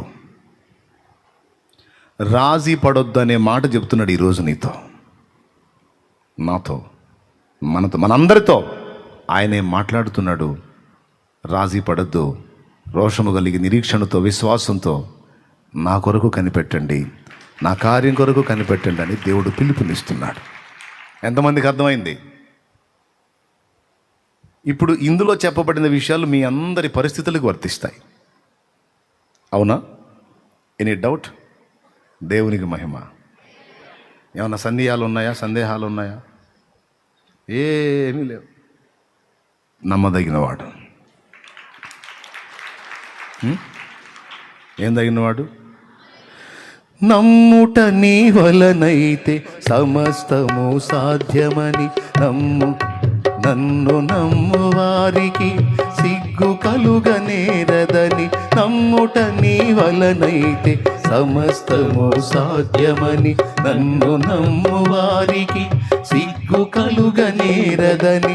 నన్ను ధైర్యపరచిన నజరేయుడా, నన్ను ధైర్యపరచిన నజరేయుడా, ప్రాణమిచ్చి నిలిపిన నిజ స్నేహితుడా, ప్రాణమిచ్చి నిలిపిన నిజ ప్రేమికుడా, అయ్యా అయ్యా నా యేసయ్యా, అయ్యా అయ్యా నా యేసయ్యా. ఆకాశమందు నీవు తప్ప నాకెవరున్నారు యేసయ్యా, అంతరంగమెరిగిన నీవుగాక నాకెవరున్నారు. నేనొక్కదాన్నే మారాను, నేనొక్కడనే మారాను, మా ఇంటోళ్ళు మారలేదు. మారతారు. వాళ్ళు మారింది వాళ్ళ తాతయ్యలు మారతారు అంతే. అదే ఉండాలి. మా ఆయన మారిసావట్లేదు అన్నయ్య, మారిసేస్తాడు, ఖచ్చితంగా మారిసేస్తాడు. దేవునికి స్తోత్రం. మారేసేస్తాడు క్లైమాక్స్. మొండిగా ఉండాలి, స్థిరంగా ఉండాలి. అంశం అయిపోలా. అస్సలైన మాట ఇప్పుడు చెప్తా వినండి జాగ్రత్తగా. ఒక మంచి విషయం మళ్ళీ మీకు ఒకసారి గుర్తు చేయాలని ప్రేరణ పొంది ఈ టాపిక్ ఎత్తుకున్నా. అదేంటంటే కనిపెట్టుకునుట. ఏం చేయుట? కనిపెట్టుకునుట. ఎన్నేళ్ళు కనిపెట్టాడు మనోడు? ఎవరి కోసం కనిపెట్టాడు? దూత కోసం. కానీ దేవుడే వాడిని కనికరించి వాడు కనిపెట్టుని వ్యర్థంగా పోనీయకుండా స్వస్థపరిచి పంపించాడు. ఎంత ఎదురు చూసావు నాయన, పో, నీ ఆస్తి తీరింది, పో. 18 ఏళ్ళు ఆమె పేరు చెబితే ఎవరా వంగిపోయి తిరిగిదామా అన్న నానుడి అలవాటు అయిపోయింది ఆమె గురించి. అలాంటి మనిషి ఆ 18 ఏళ్ల నిరీక్షణ, 18 ఏళ్ల ఎదురుచూపు యేసు దర్శించాడు, ఆమెను స్వస్థపరిచాడు. ఆ దయ్యం వెళ్ళిపోయింది, వంగిన నడు స్టడీ అయిపోయింది, మామూలుగా నిలబడింది.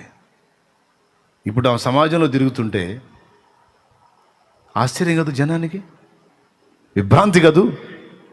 ఇప్పుడు ఆ నడుము వంగినావా అనరగాక, ఎవరు ఆ నడుము వంగి బాగుపడ్డావా, స్వస్థత పొందినావా? ఇక ఇప్పుడు స్వస్థత అనేది కూడా యాడైద్ది ఆమెకి. ఆమె నిరీక్షణ ఆమెని సిగ్గుపరచలేదు. ఈరోజు ఆత్మీయ జీవితంలో చక్కగా నిలువని దేవుడు నీతో మాట్లాడుతుంటే నడుము వంగిన స్త్రీలాగా సాతాను కల్పించే శోధనలకు, బలహీనతలకు లోనైపోయి ఆత్మీయ జీవితంలో వంగిపోయిన స్థితిలో ఉన్నావేమో. యెహెజ్కేలుతో దేవుడు మాట్లాడినట్టు, నరపుత్రుడా నీవు చక్కగా నిలు, నా కుమారి నీవు చక్కగా నిలు అని దేవుడు పిలుస్తుంటే నిలవాలని అనుకుంటున్నాను, కానీ వంగిన స్థితిలోనే ఉన్నాను. శత్రువు నన్ను బలహీనపరుస్తున్నాడు, అయ్యో నిలవలేకపోతున్నాను. అయితే దేవుడు మాట్లాడుతున్నాడు, నిన్ను చక్కగా నిలవబెట్టేవాడు ఆయనే. ప్రభు తానే మిమ్మును స్థిరపరిచి బలపరుచును, రాకడకు ఆయత్తపరిచేవాడు ఆయనే. నిలబెడతాడు, గెలుస్తావు. అపజయముల మధ్య వెనుకంజ వేయకుమా, పోరాడుచున్నది అంధకార శక్తులతో.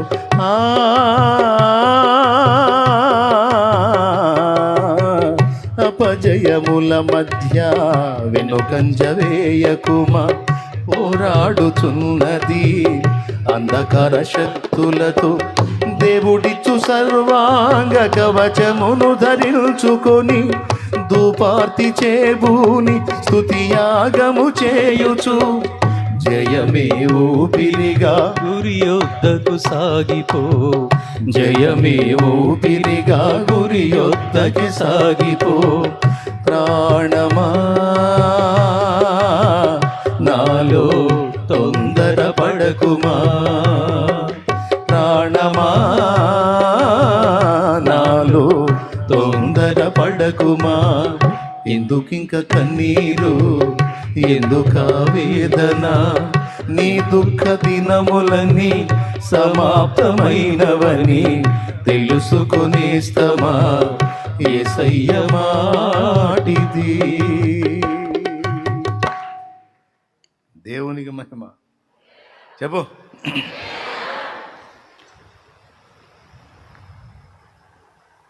ఓటమిని ఒప్పుకోవడానికి లేదు. ఆమెని నిలిపిన దేవుడు, స్వస్థపరిచిన దేవుడు నిన్ను కూడా దర్శించిన దాకా కనిపెట్టావు. అయితే ఇక్కడ ఒక విషయం నేను మీకు చెప్పగోరింది ఏంటంటే, సమాజ మందిరంలోకి ఆరోగ్యం బాగున్న వాళ్ళు వెళ్తారు. ఈ వంగిపోయిన స్థితిలో నేను వెళ్ళి ఏం ప్రయోజనం? చూసేవాళ్ళకు కూడా కొంచెం ఇబ్బందిగా ఉంటుంది. ఎందుకులే అనుకోలా. దేవుని మాట కొరకు ఆయన సన్నిధిని కాచుకోవటం మానుకోలా.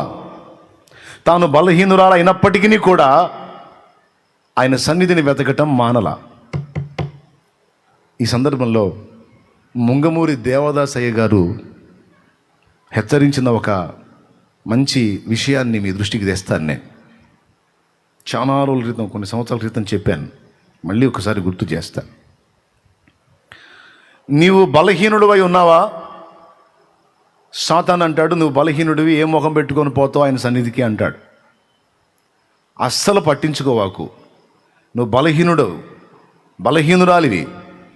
వాటిని బట్టి దేవునికి దూరం అవడానికి నువ్వు ఇష్టపడతావు, ఎందుకంటే మొహం జల్లదు నీకు.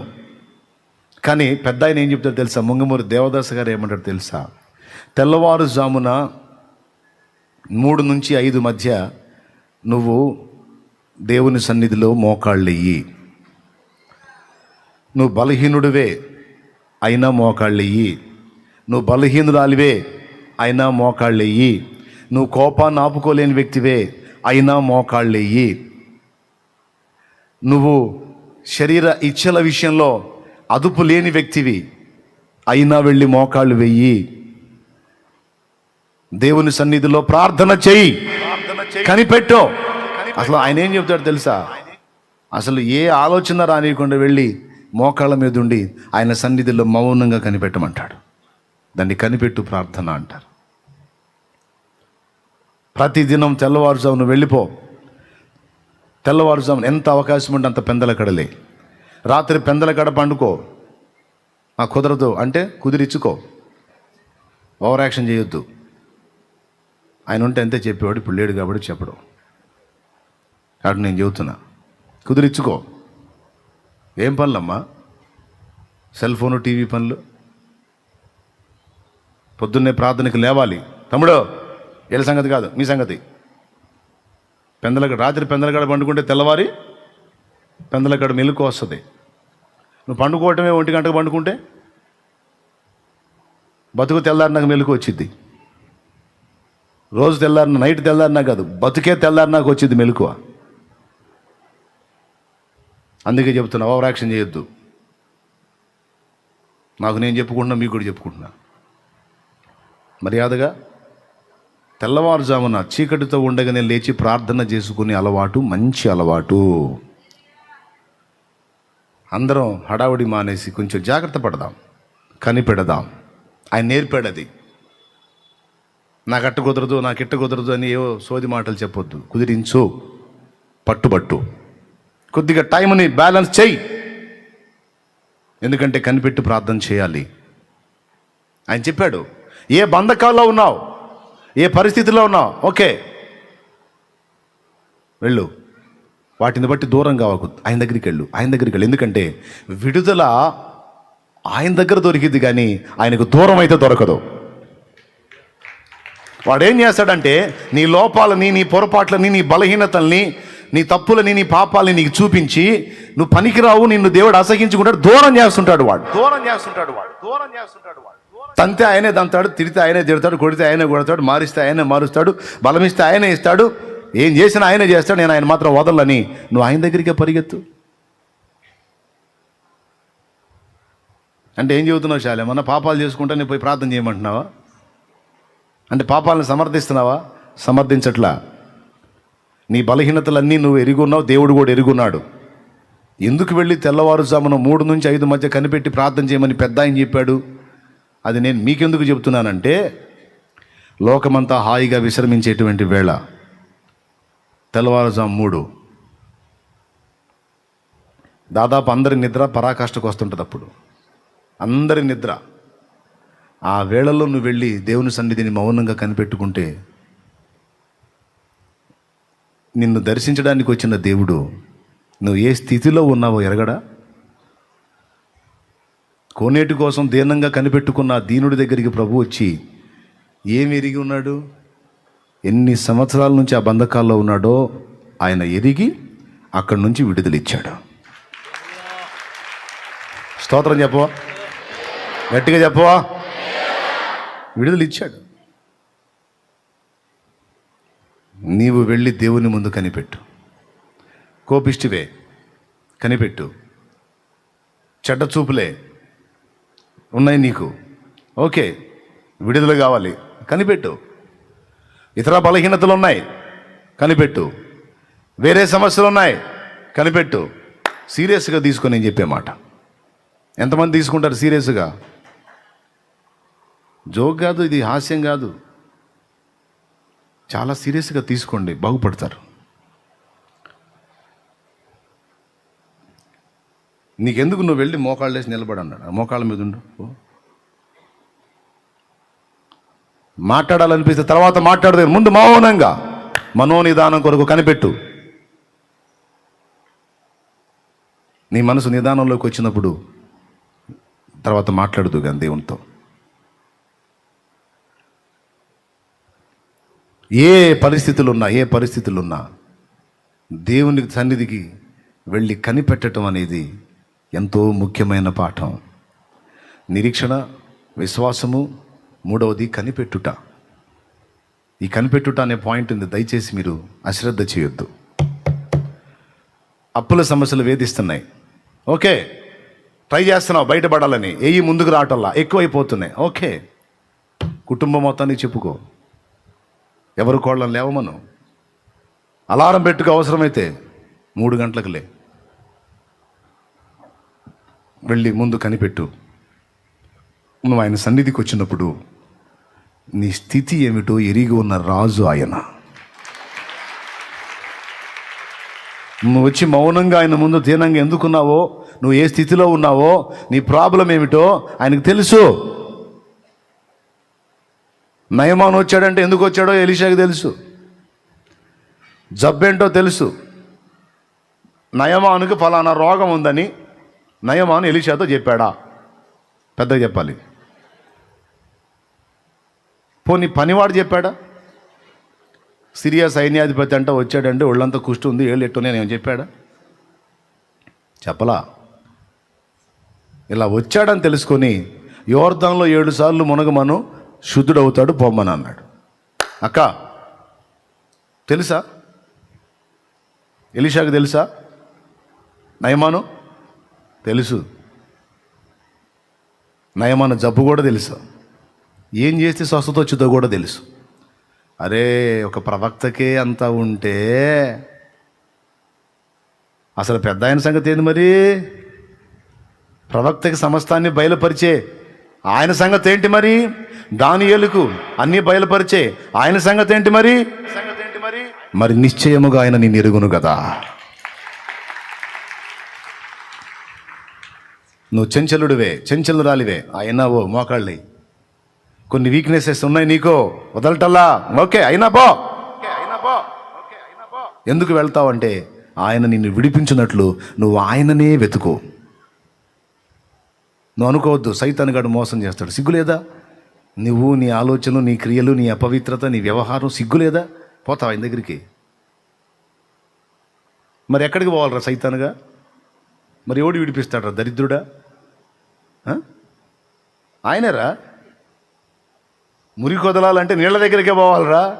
ఇంత మురికి చేసుకొని నీళ్ళ దగ్గర పోతావా అన్నట్టుందిరా నువ్వు చెప్పటం. నన్ను కడుగువాడు ఆయనే, శుద్ధి చేయవాడు ఆయనే, నన్ను నూతన పరచువాడు ఆయనే. దరిద్రుడా నువ్వు చెప్తావేంట్రా నాకు? నన్ను కొట్టినా, తిట్టినా, శిక్షించిన, రక్షించిన, పాలు పోసిన, నీళ్లు పోసిన, ఏం చేసినా ఆయనే. ఆయన దగ్గరే తెలుసుకుంటా, ఆయన దగ్గరే కనిపెట్టుకుంటా. ఇది ముఖ్యమైన విషయం. కుటుంబాలు ఉన్నాయి, 4-5 కుటుంబ సభ్యులు ఉన్నారు. అప్పుల సమస్యలు, రోగాలు కావచ్చు, ఇబ్బందులు కావచ్చు, శరీర సంబంధమైన సమస్యలైనా, ఆత్మీయ సమస్యలైనా కాస్త ఉపవాసం ప్రతిష్ఠించండి. రోజుకి ఒకళ్ళు ఉండండి ఇంట్లో ఉపవాసం. 4 సభ్యులు ఉన్నారండి ఇంట్లో, 3 తినండి, ఒకళ్ళు ఉండండి, ప్రార్థన చేయండి, కనిపెట్టండి, దేవుని సన్నిధికి రండి, దేవుని సన్నిధిలో కనిపెట్టి ప్రార్థన చేసి గోజాడండి. ఎన్ని రోజులు ఉంటాయో చూద్దాం. ఒట్టి మాటలా అనుభవించి చెప్తున్నాను నేను దేవుని కార్యాలన్నిటినీ. దేవుడు శక్తిహీనుడు కాదు, మనం భక్తిహీనులం, బలహీనులం. దేవుడు ఎప్పుడూ శక్తివంతుడే. అరే ఇంట్లో నలుగురిని కలిసి నలుగురు ఆ సమస్య ఈ సమస్య ఈ సమస్య ఆ సమస్య అని కనపడ్డాడు గల సోది అవసరమా? నలుగురు ఉన్నారు, ఒకళ్ళు ఉండండి, డైలీ ఒకళ్ళు ఉండండి, 4 రోజులు నడుస్తుంది. వారంలో 4 రోజులు ఇంట్లో ఉపవాస ప్రార్థన జరుగుతుందండి. ఎలా ఉంటాయి? ఎన్ని రోజులు ఉంటాయి? దేవుడు కనికరపడ్డా, జోక్యం చేసుకోడా, నలువైపుల నుండి నీకు మేలు జరిగేటట్టు చేయడా, నది వలె సమాధానం నీ దగ్గరికి ప్రవహింపజేయడా? నిశ్చయంగా చేస్తాడు ఆయన. కాబట్టి నువ్వు ఈ విషయాలను గుర్తుపెట్టుకొని ఈ కనిపెట్టుకోవటం అనే విషయాన్ని మాత్రం మానొద్దు. మేడగది మీద కనిపెట్టుకోమన్నాడు. ఇన్ని రోజులకని చెప్పాడా? అపోస్తల కార్యం 1వ అధ్యాయం 4-5 వచనాల్లో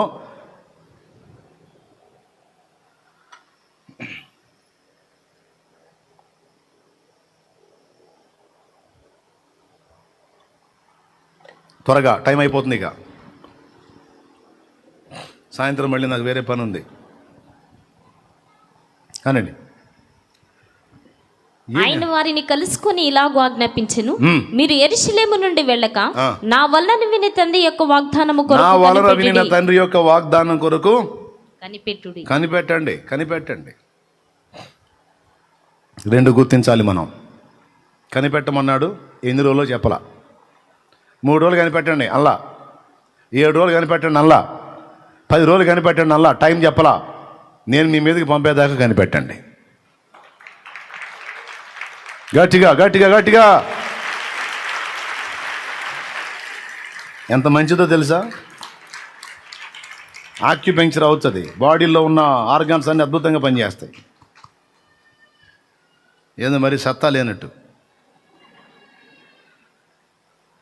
కొట్టండి, గట్టి కొట్టండి ఒకసారి. అంటే అన్నీ బాగా పనిచేస్తాయని చెప్పే కదా, అందుకని కొడుతున్నారు. దేవునికి స్తోత్రం, హల్లెలూయా.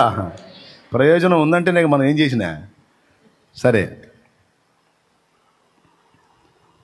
2 సంగతులు గుర్తించాలని చెప్పాను. మొదటిది టైం చెప్పలా, కనిపెట్టండి అన్నాడు. రెండో విషయం ఏంటంటే, కనిపెట్టుకున్న వాళ్ళు అందరూ మంచోళ్ళ, బలవంతులా, పరిపూర్ణులా? ఆ కనిపెట్టుకున్న వాళ్ళలో ఒక ఇద్దరు ఉరిమెడి వారు అని టైటిల్ పొందారు. ప్రభువా, వీళ్ళు నేను చేర్చుకోలేదు, ఆకాశం నుండి అగ్ని వచ్చి వీళ్ళని తగలబెట్టేటట్టు శపించేమా అన్నారు. అంత ఆవేశం అన్నమాట ఇద్దరికి. ఒకడున్నాడు, నీకోసం ప్రాణం ఇస్తానంటాడు, 3 సార్లు ఆయన ఎవరో నాకు తెలియదని అబద్ధం ఆడాడు. మనందరికీ మించిన గనుడు ఆయన పేతురు, తోమా. అంటే మామూలుగా మీరు చూశారు, ఏదో పట్టి చూశారు కానీ ఇట్లా చెయ్యి పట్టి చూడటం కాదు. ఆయన చేతికి రంధ్రాలు ఉన్నాయి చూడు, సీల్లో కొట్టినప్పుడు. అసలు ఆ రంధ్రాల్లో వేళ్ళు నుంచితే మనకు ఇంకా క్లారిటీ వస్తుంది. పరీక్ష కరెక్ట్గా చేయాలి మనం, ఊరికి పైన టెస్ట్ చేయటం కాదు, సరిగ్గా నేనైతే ఆ వ్రేళ్లలో ఆ రంధ్రాల్లో నా వ్రేళ్ళు ఉంచి ఆ ప్రక్క బల్లెపు పోట్లో నా చెయ్యి ఉంచి చూసేవాడిని. టెస్ట్ చేయటం మీకు తెలీదు, నేనైతే బాగా టెస్ట్ చేసేవాడిని అన్నోడు ఉన్నాడు వాళ్ళల్లో. ఎవరు స్థిరులు, ఎవరు గనులు, ఎవరు పరిపూర్ణులు? ఆ మేడగది మీద కాచుకున్న వాళ్ళందరూ బలహీనులే. మరియమ్మ సైతం ఆయనకు వెర్రి పట్టింది, పిచ్చి పట్టిందని ఓసారి మిగిలిన కుమారులను వేసుకొని వచ్చింది తీసుకెళ్ళటానికి యేసయ్యని. తెలుసా మీకు? ఆయన పిచ్చివాడని అందరూ అంటున్నారని, ఆయనకు వెర్రి పట్టిందని తీసుకెళ్ళడానికి వచ్చారు. అప్పుడే నీ తల్లియు నీ సహోదరులు వెలపట నిలిచి ఉన్నారంటే, ఎవరు నా తల్లి, ఎవరు నా సహోదరులు? మీరే నా తల్లియు నా సహోదరులు అన్నాడు యేసయ్య. ఆ టైంలోనే అక్కడ పైన చదివితే ఉంటుంది మీకు, చూడండి. మేడగది మీద మరియమ్మ కూడా ఉంది. మరియమ్మ సైతం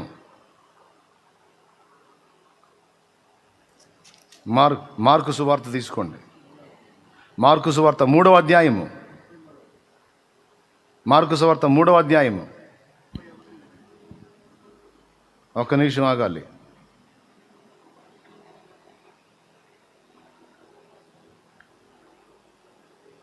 20వ వచనం చదువు. ఆయన ఇంటిలోనికి వచ్చినప్పుడు ఆ. జనులు మరలా గుంపు కూడి వచ్చిరు గనుక భోజనము చేయుటకైనను వారికి వీలు లేకపోయెను. ఆయన ఇంటి వారు సంగతి విని ఆ. ఆయన మధ్య చెల్లించి ఉన్నదని చెప్పి, అదుగు ఆయన ఇంటివారు. ఇది అండర్లైన్ చేసుకోండి. ఇంటివారు అంటే ఎవరు? తల్లి సోదరులు. ఇప్పుడు చదువు 31వ వచనం. ఆయన సహోదరులను తల్లియు వచ్చి ఆ. వెలుపల నిలిచి ఆయనను పిలువనంపిరి. అది అప్పుడు అన్నాడు అన్నమాట. ఎందుకు వచ్చారు వాళ్ళు వెలపల నిలిచి? ఎందుకు వచ్చి బయట నిలబడ్డారు? మతి చెల్లించిందని వాళ్ళు కూడా విన్నారు, అనుకున్నారు. అందుకే తీసుకెళ్ళడానికి వచ్చారు. మరియమ్మని ఎలా మనం పరిపూర్ణాలు అనుకోగలం? ఆమె సైతం ఆదాము రక్తంతోనే ఉంది కాబట్టి ఆమెలో కూడా కొన్ని లోపాలు మనం చూడొచ్చు. మరియలో కూడా. యేసు ప్రభు అంటాడు ఒకసారి కానా పెండ్లి విందులో, అయ్యా ద్రాక్షరసం అయిపోయింది, నీవేమైనా చేయగలవా అని అన్నప్పుడు, అమ్మ నాతో నీకేమి, నా సమయం ఇంకా రాలేదంట. మరియను సైతం ఆయన జన్మనిచ్చిన తల్లిగా గౌరవించాడు, ప్రేమించాడు, బాధ్యత నెరవేర్చాడు. కానీ హద్దు దాటి ముందుకు రావడానికి ట్రై చేసి ఒప్పుకోలా. స్తోత్రం. ఆమె 2 టైమ్స్ అలా ప్రవర్తించినట్టు కనపడిద్ది. ఏమర్థమైంది మీకు? ఆ మేడగది మీద మరియ కూడా ఉంది. ఆమెలో కూడా మనం కొన్ని లోపాలు గుర్తించవచ్చు. సో దేవుని కోసం, ఆయన అభిషేకం కోసం, ఆయన శక్తి కోసం కనిపెట్టుకున్న వాళ్ళు పరిపూర్ణ పరిశుద్ధులు, సంపూర్ణులు, అందరూ ఏ పాపము లేని, ఏ లోపము లేని, ఏ దోషము లేని వ్యక్తులు కాదు. అసలు యేసు ఎవరో నాకు తెలియదు. 3 సార్లు అబద్ధం అన్నోడు ఉన్నాడు. యేసుని రంధ్రాల్లో వేళ్ళు పెట్టి చూస్తే కానీ నమ్మని అన్నోడు ఉన్నాడు. ఉరిమిడి వారు ఉన్నారు. రకరకాల సందేహాలతో, లోపాలతో, బలహీనతలతో ఉన్న వాళ్ళు ఉన్నారు ఆ గదిలో. కానీ ఏం చేశారు? అవన్నీ వారు ఎరుగున్నారు. అయినప్పటికీ దేవుని మాట కొరకు కనిపెట్టుకుని ఆ మేడ గదిలో కాచు కూర్చున్నారు. ఆ తర్వాత ఏం జరిగిందో మీకు తెలుసు. లోపాలతో ఉన్నవాళ్లే, వినండి, లోపాలతో ఉన్నవాళ్లే, బలహీనతలతో ఉన్నవాళ్లే, బలహీనులే, అస్థిరులే, చెంచలులే అయినా ప్రార్థనలో కనిపెట్టుకునే విషయంలో వాళ్ళు స్థిరంగా ఉన్నారు.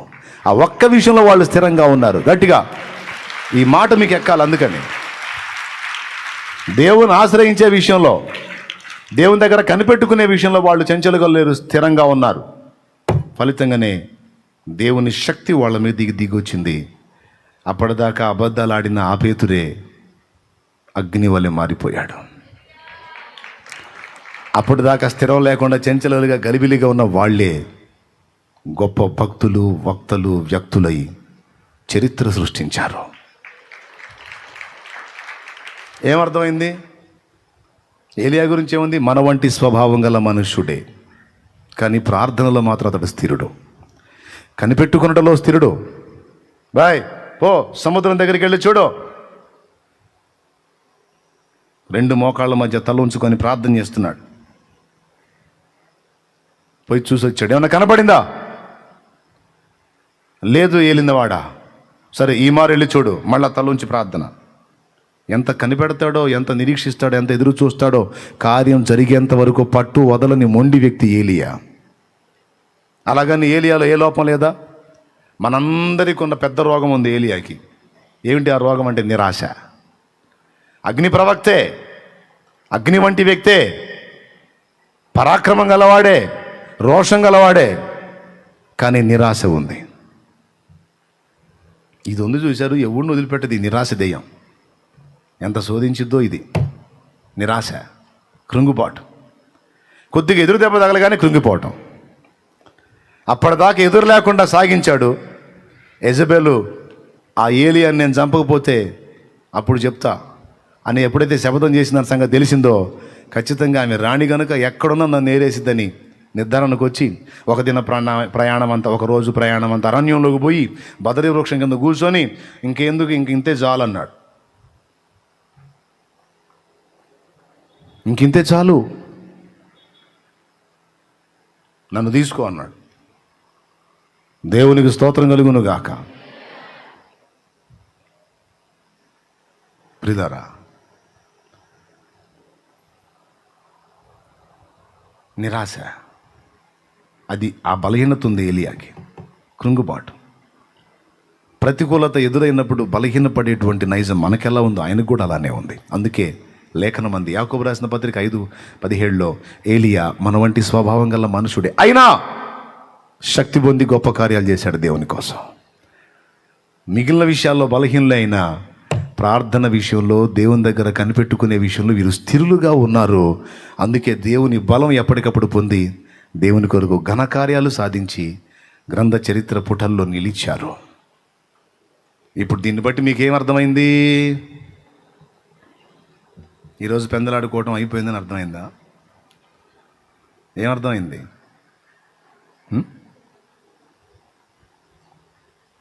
దేవునికి స్తోత్రం కలుగును గాక.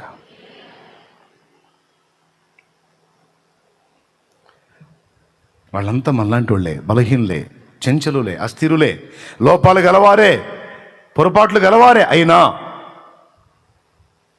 అయినా ఆసక్తి కలిగి కనిపెట్టి దేవుని కృప కొరకు కాచుకున్న వారి నిరీక్షణ, విశ్వాసం, వారి ఎదురుచూపు సిగ్గుపరచలేదు. ఈ బలహీనుల్ని బలవంతులుగా చేసి మొత్తం ప్రకంపన వచ్చేటట్టు చేశారు. దేవుడు మారాడా? పోనీ ఎప్పటికైనా మారే అవకాశం ఉందా? మారడు, మారే అవకాశం కూడా లేదు. ఆయన స్థిరుడు. మారేది ఏదైనా ఉంటే మనం మారాలి, మారతాం. అటు ఇటు ఈరోజు దేవుడు పాఠం నేర్పుతున్నాడు. బలహీనులే అయినా నేనిచ్చే రక్షణ కొరకు, నేనిచ్చే విడుదల కొరకు, నేను చేసే కార్యం కొరకు విశ్వాసంతో, నిరీక్షణతో మానక నా కోసం కాచుకున్న వారి ఎదురు చూపును నేను సిగ్గుపరచువాడను కాను గనుక నా శక్తిని వారి మీదికి పంపి వారి స్వీయ శక్తితో చేయజాలని కార్యాలు నా శక్తితో వారు చేసేటట్టు నేను వారికి కృప చూపాను. నా పిల్లలారా, మీ ఎడలో కూడా నేను అలాగ చూపు శక్తివంతుడనై ఉన్నాను. సో మీరు కూడా అలాగూ చేయండి అని దేవుడు ఈరోజు పిలుపునిస్తున్నాడు. ఎంతమందికి అర్థమైంది? క్లియర్గా అర్థమైందా? Any doubts? రైట్. ఇప్పుడు మోకాళ్ళేద్దాం.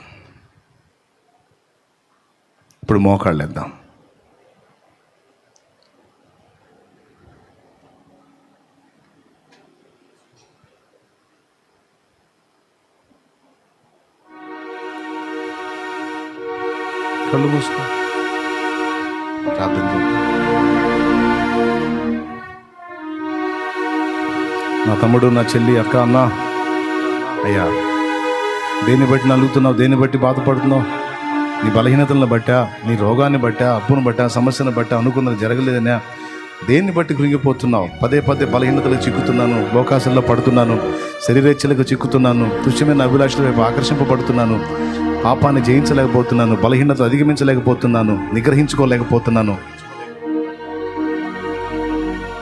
అసలు ఏ సమస్య నీది?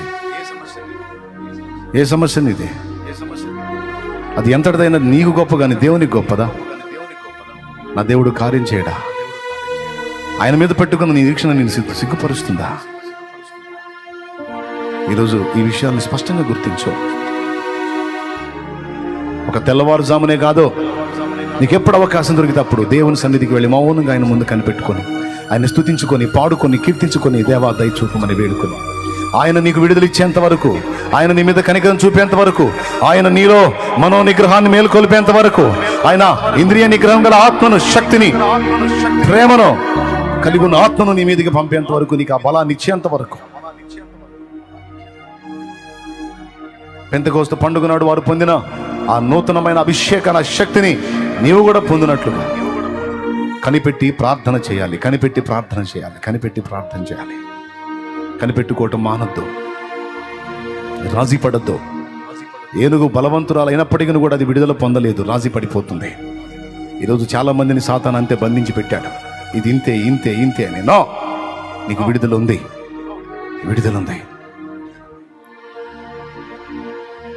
నీవు మోసిన నిందకు ప్రతిగా పూదండ ప్రభువు ఇచ్చునులే. నీవు పొందిన వేదనలన్నీ త్వరలో తీరిపోనులే.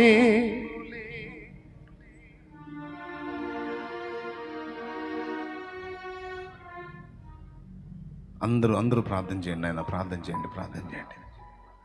నిరీక్షణ ఉంది మనకి. చెత్త రకాలేదో చెత్త మాటలని చెబుతుంటారు, పిచ్చి మాటలు, పనికి మాలిన మాటలు. లక్ష్య పెట్టద్దు. నువ్వు దేవుని వైపు చూస్తున్నావు, మనుషులకి వెళ్ళి కాదు నువ్వు చూస్తుంది, దేవునికి వెళ్ళి చూస్తున్నావు.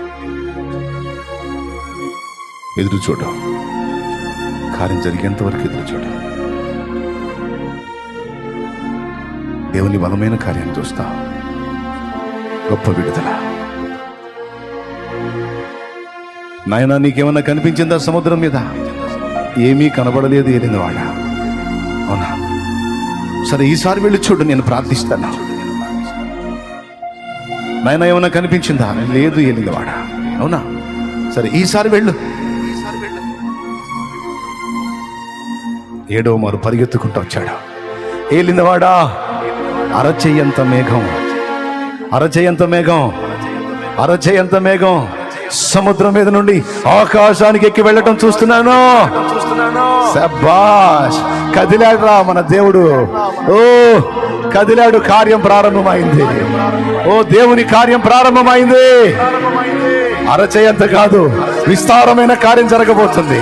కనిపించింది అరచేయంత మేఘమే, కానీ కార్యం మాత్రం ఓ బలమైన కార్యం. దేవుని స్పందన అరచేయంతే, కానీ దాని వెనక బలమైన కార్యాలు, బలమైన కార్యాలు.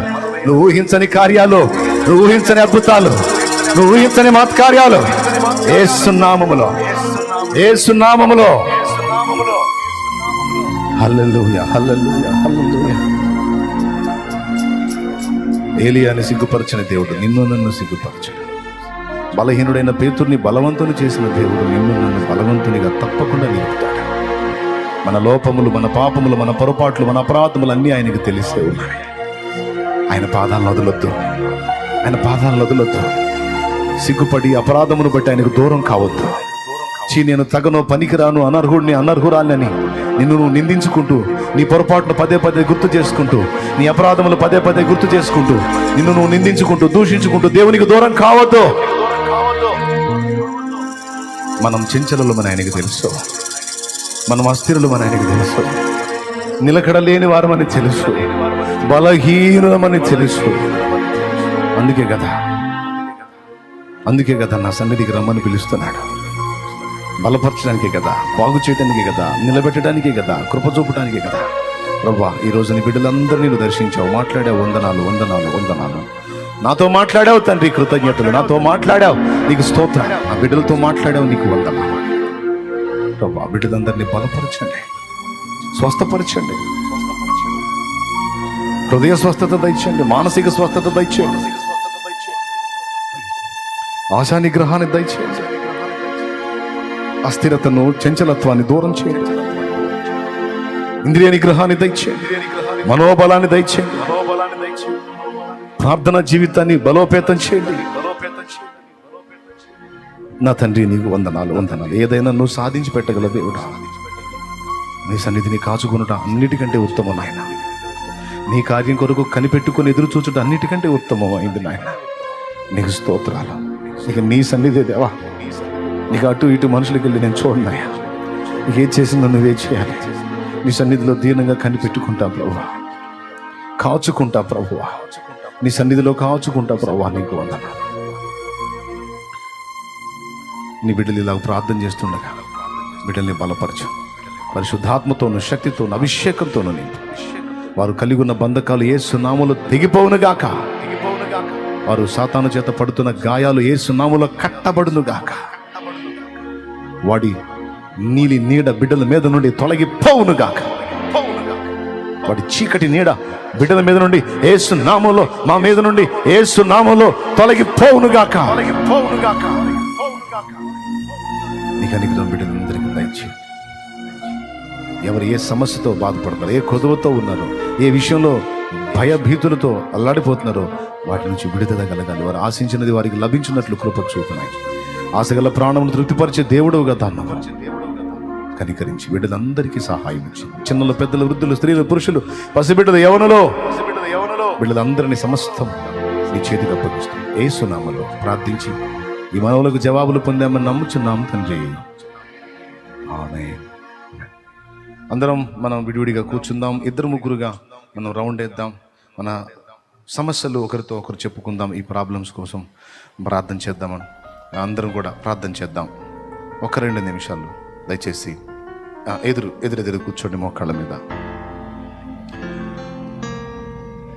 ఇద్దరుగా ముగ్గురుగా త్వరగా కూర్చోండి, లేట్ చేయవాకండి. దేన్ని బట్టి కృంగిపో నిమిత్తం లేదు. నిరీక్షణ కోల్పోవద్దు, ఎదురుచూపును కోల్పోవద్దు.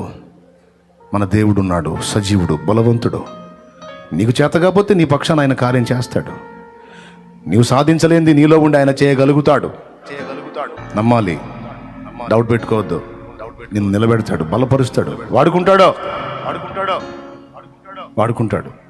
నువ్వు అడుగు వాటికంటే, ఊహించు వాటికంటే అత్యధికముగా చేయజాలిన శక్తి గల దేవుడు, శక్తి గల దేవుడు. హల్లెలూయా, హల్లెలూయా, హల్లెలూయా. అందరము ప్రార్థన చేద్దాం. ఒకరి సమస్య ఒకరు తెలుసుకోండి, ఒకరి కోసం ఒకరు ప్రార్థన చేయండి. ఇది వాక్యానుసారం. యాకోబు రాసిన పత్రిక 5వ అధ్యాయంలో ఈ మాటలు రాయబడి ఉన్నాయి. 13వ వచనం నుంచి చదివితే ఈ సంగతులు రాయబడి ఉంటాయి. కాబట్టి ఒకరికొరకు ఒకరు ప్రార్థన చేయండి అన్న వాక్యానుసారంగా మీ బంధకాల కోసం, వాటి నుంచి విడుదల కోసం ప్రార్థన చేద్దాం. కుటుంబాలు కలిసి ప్రార్థన చేద్దాం. సంఘంలో ఉన్న బిడ్డలందరం కలిసి ప్రార్థన చేద్దాం. కొన్ని నిమిషాలు నేను మౌనం అయిపోతాను. ఒకవేళ ఎవరు లేరు, నేను ఒంటరిగా ఉన్నానంటే ఓకే, నీతో దేవుడు ఉన్నాడు, పరిశుద్ధాత్ముడు ఉన్నాడు. ప్రార్థించు, ఆయన సన్నిధిని కాచుకో, కనిపెట్టు, భయపడుకో, సిగ్గుపడనక్కరలేదు. ప్రార్థన చేయి, కూర్చో. ప్రార్థన చేయాలి, కూర్చో.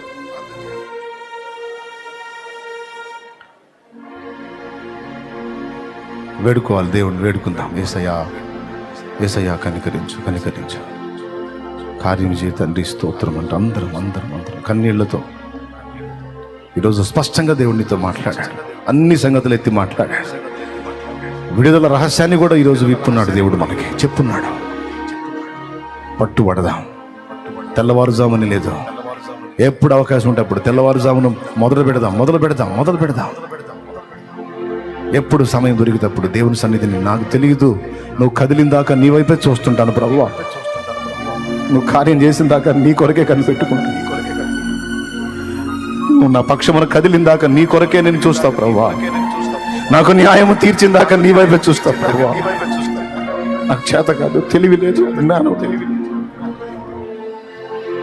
నాకు ఎలా వెళ్ళాలో తెలియదు, ఏ విధంగా ముందుకు వెళ్ళాలో తెలియదు ప్రభువా. ఎదురు దెబ్బలు అల్లాడిపోతున్నా ప్రభువా, కృంగిపోతున్నా తండ్రి.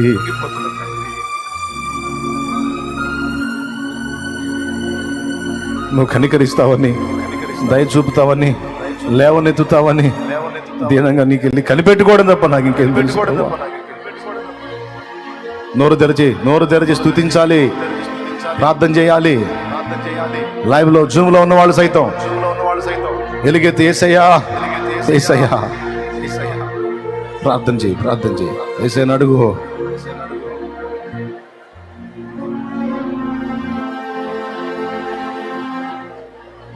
తండ్రి నీకు స్తుతి స్తోత్రం. అందరం ప్రార్థనలో ఉంటాం. నేను మౌనం అయిపోతున్నాను, ఇక ప్రేయర్ చేయి.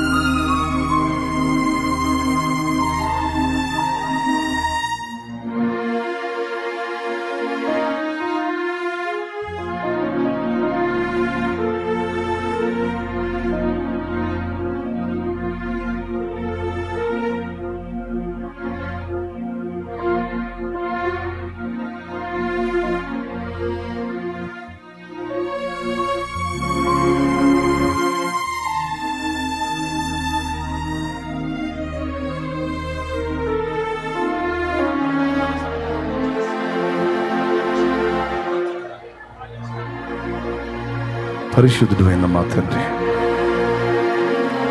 ప్రేమ స్వరూపిక దేవానికి స్తోత్రమయ్యా. అదుగో నీ సన్నిధిలో నీ బిడ్డల ప్రార్థన, నీ పిల్లల విజ్ఞాపన ఉపవాసముతో ఎదుగో ఏకీభవించి గుంపులు గుంపులుగా వారు చేస్తున్న ప్రార్థన గైకొను తండ్రి.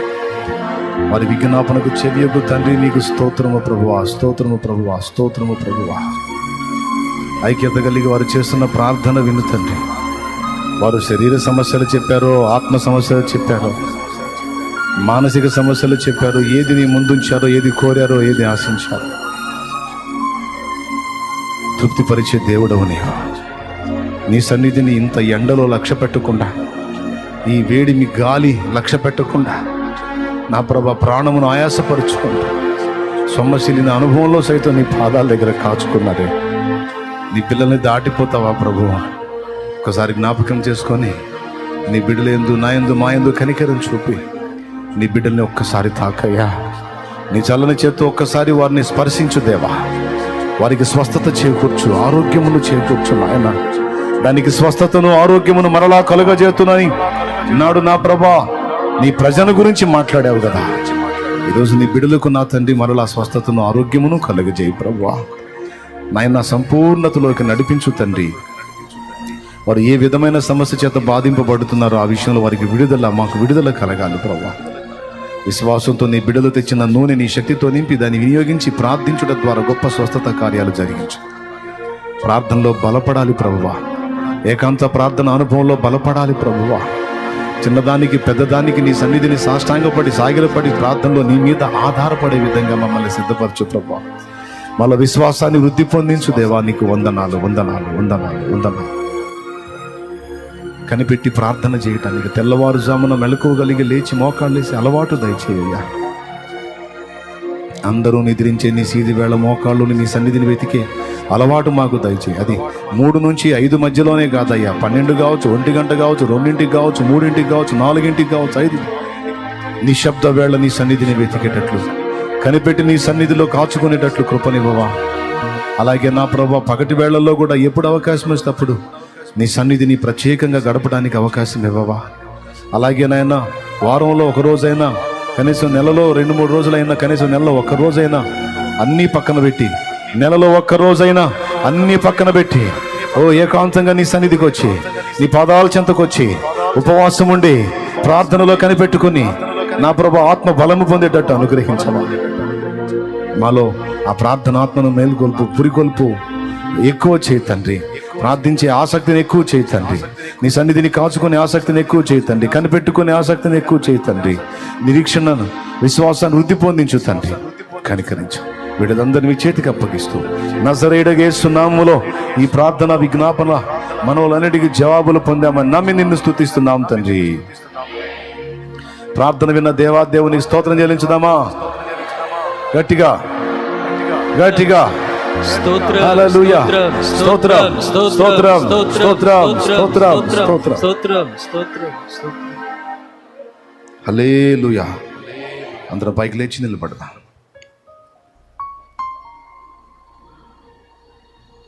పట్టుబడతారా? పట్టి విడుస్తారా? పట్టుబట్టాలి. ఎంతమంది పట్టుదలగా దేవుని సన్నిధిని కాచుకుంటారు చెప్పండి. కనిపెడతారా? రైట్. కుటుంబాలే కదలాల. కుటుంబాలు ప్రభావితం కావాలి. నీ కుటుంబం నీ సమాజానికి ఒక ఆశీర్వాదకరమైన కుటుంబంగా మారాలి. మాదిరి కుటుంబంగా మారాలి. భక్తిగల కుటుంబంగా మారాలి. అనేక కుటుంబాలకు ఒక దీపంలాగా నీ కుటుంబం మారాలి. ఆమేన్. నా దేవుడు అలా చేయను గాక. దానికి ముందు నీ ఫ్యామిలీలో నువ్వే నడుం కట్టాలి. నువ్వే మొదలు పెట్టాలి. పట్టుబట్టు. సమస్యలు 24 ఉండొచ్చు. సమాధానం యేసు దగ్గర ఉంది. నేను సేవకులు కూడా చెప్తున్నాను. ఈరోజు కూడా నా పరితాపం అదే. ఈరోజు కూడా నేను ఎక్కువ ఆసక్తిగా ఉండేది ఆ విషయంలోనే. ఏంటంటే ఆయన సన్నిధిని కనిపెట్టుకోవటంలోనే. మరి ఇంకేం చేయాలి? నా చేత కొన్ని పనులు కావు, ఆయన చేత అవుతాయి. ఇప్పుడు చేతనైతే మనం చేయాలి. లేకపోతే చేసేవాడికన్నా అప్పచెప్పాలి కదా. చేసే ఆయనకన్నా కనిపెట్టుకొని ఆయనకు అప్పచెప్పాలి కదా. అందుకనే అప్పటి నుంచి ఇప్పటిదాకా అదే అలవాటు. ఏకాంతంగా వెళ్ళటం, ఆయన పాదాల దగ్గర కాచుకోవటం. నాకేం తెలియదు దేవా. ఇందులో ఎలా ముందుకెళ్లాలో నాకు తెలియదు దేవా. ఎక్కడ ఎలా ప్రవర్తించాలో తెలియదు దేవా. ఎవరితో ఎలా మాట్లాడాలో తెలియదు దేవా. ఈ పరిస్థితుల్లోంచి ఎలా బయటపడాలో అర్థం కావట్లేదు దేవా. నాకే ఐడియా రావటం లేదు దేవా. నేను మొద్దును ప్రభువా, నీ ముందు ఒప్పుకుంటున్నా ప్రభు. అంత తెలియలేదు. ఆయన పాదాల దగ్గర నేను కార్చిన కన్నీళ్ళు, ఆయన దయ కొరకు నేను కాచుకున్న తీరు, నాకు ఎప్పటికప్పుడు అది కొనసాగించుకుంటూనే ఉన్నాను. నేను ఉదయము, మధ్యాహ్నం, సాయంత్రం ఉన్న భేదం లేదు. ఎప్పుడు ఛాన్స్ దొరికినప్పుడు వెళ్ళిపోయి కూర్చుని ఉన్నా ఆయన దగ్గర. దేవా కదలవా నా పక్షాన అని. మీకు తెలుసా, ఆశ్చర్య రీతిలో ఒకదానికోటి ఎవరో పని కట్టుకొని సమకూర్చినట్టు అన్నీ సెట్ అయ్యేవి. ఆయన దగ్గర కాచుకొని కనిపెట్టి ప్రార్థన చేసి ఆయన దగ్గర జ్ఞానం పొందుకొని తలపెట్టిన ఏ కార్యం ఫెయిల్ అవ్వాల. సక్సెస్ చేశాడు. అట్లా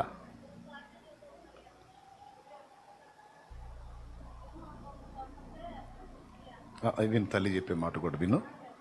విను. ఆమెకు చెప్పాం. ఆయన మహాకృప ఎన్నో కార్యాలు అనుభవించే మీకు ఇంత సాక్ష్యం ఇస్తున్నాను. ప్రతి సమస్యకు యేసయ్య పాదాల దగ్గరనే సమాధానం ఉంది. నీకు పెద్ద ప్రార్థన నైపుణ్యం లేకపోవచ్చు, వెళ్ళి ఆయన దగ్గర దీనంగా కన్నీళ్లతో కూర్చోలేవా? అనర్గళంగా ప్రసంగాలు చేయకపోయినా, ప్రార్థన మాటలు రాకపోయినా, మూగగా నీ గోడను దేవునికి చెప్పుకోవడం చేత కదా? కన్నీళ్లతో నాకు కనిపెట్టి సహాయం చేయ తండ్రి అని ఆ 2 ముక్కలు అడగటం చేత కదా? నా పక్షాన కదులయ్యా, నా బిడ్డల పక్షాన కదులయ్యా, సంఘం పక్షాన కదులయ్యా, నాయకుని పక్షాన కదులయ్యా, నేను 4 ముక్కలు చేత కావా? అసలు అక్కడికి వెళ్ళి కూర్చో, ఆ నడిపింపు ఆయనే ఇస్తాడు. నువ్వు ఎలా మొరపెట్టాలో కూడా ఆయనే నీకు నా నడిపింపిస్తాడు. అన్ని రకాల భాషలు, అన్య భాషలు మాట్లాడడానికి శక్తిని ఇచ్చాడే యెరూషలేము స్థానికులకి. నీకు నాకు శక్తిని ఇవ్వడంటావా? కాచుకుందాం. కృప మనకు తోడై ఉండునుగాక. చివరి ఆశీర్వాదంతో ముగించుకుందాం. తలలోంచి కళ్ళు మేయండి. పరిశుద్ధ తండ్రి, మళ్ళీ ఒక్కసారి బిడ్డలందరినీ చేతికి అప్పగిస్తున్నాను. ఎండ దెబ్బ తగలకుండా బిడ్డల్ని కాపాడు. అలాగే తిరిగి వెళ్ళనై ఉండగా మార్గమందు తోడై ఉండి సురక్షితమైన ప్రయాణం తెచ్చి లైవ్ ద్వారా, జూమ్ ద్వారా ఈ సంగతులు వింటున్న వారిని కూడా బలపరచు. వారు అనేక మందితో పంచుకొని ప్రార్థనకు రేపబడేటట్లు, ప్రార్థనకు పురికొల్పుకునేటట్లు, కనిపెట్టి ప్రార్థన చేసుకుని గొప్ప కార్యాలు సాధించినట్లు సహాయం వచ్చి నీ సహవాసంలో వర్ధిల్లాలి బిడ్డలు. నీ సన్నిధిని ప్రతి ఒక్కరూ అనుభవించాలి. ఆనాటి భక్తులు ఎలాగైతే ఆ భక్తి సాధన చేశారో మేము కూడా అలా సాధన చేయాలి. అనుగ్రహించు. శత్రువుని బంధించు, వాడి క్రియలు బంధించు, నిర్వీర్యపరచు. నిరాశ, నిరుత్సాహం, కృంగుబాటు వాడికివ్వు నాయన. ఉత్సాహం, విశ్వాసం, ధైర్యం, ఉరికురికి పనిచేసే భాగ్యం మాకివ్వు దేవా. బిడ్డలందరినీ పేరు పేరు వరుసన దీవించు. వారికి ఉన్న అప్పులు తొలగించు, రోగాలు స్వస్థపరచు, కుటుంబాల్లో కలతలు తొలగించు, కేసులు కొట్టు, సంతానోత్పత్తి లేని వారి గర్భఫలం ఇవ్వు. శరీర సంబంధంగా ఎన్ని ఇబ్బందులు పడుతున్నారో వాటిని తొలగించు. ఎవరు ఏ విషయాల్లో నలుగుతున్నారో వారికి విడుదల దయచేయి. ఆత్మీయంగా దిగజారిపోయి బలహీనతలకు చిక్కి పదే పదే పాపంలో పడుతున్న వారికి సరిదిద్ది ఉపవాసంతో నీ పాదాల చెంత కనిపెట్టుకొని ఆత్మ అభిషేకాన్ని పొంది, ఆత్మ బలాన్ని పొంది తిరిగి భక్తిలో పుంజుకోవడానికి ప్రోత్సాహాన్ని, పురికొల్పును దయచేయి తండ్రి. బిడ్డలందరినీ మీ చేతికి అప్పగిస్తాం. యేసు నామములో ప్రార్థిస్తున్నాం తండ్రి. ఆమేన్. మన తండ్రి అయిన దేవుని ప్రేమ, ఆయన ప్రియకుమారుడు లోకరక్షకుడైన యేసయ్య శాశ్వత నిత్య కృప, పరిశుద్ధాత్మ దేవుని యొక్క అన్యోన్య నిత్య సహాయ సహవాస సమాధానం సమకూడిన మనకు సకల పరిశుద్ధులకు సార్వత్రిక సంఘమంతటికి సదా తోడే మనందరం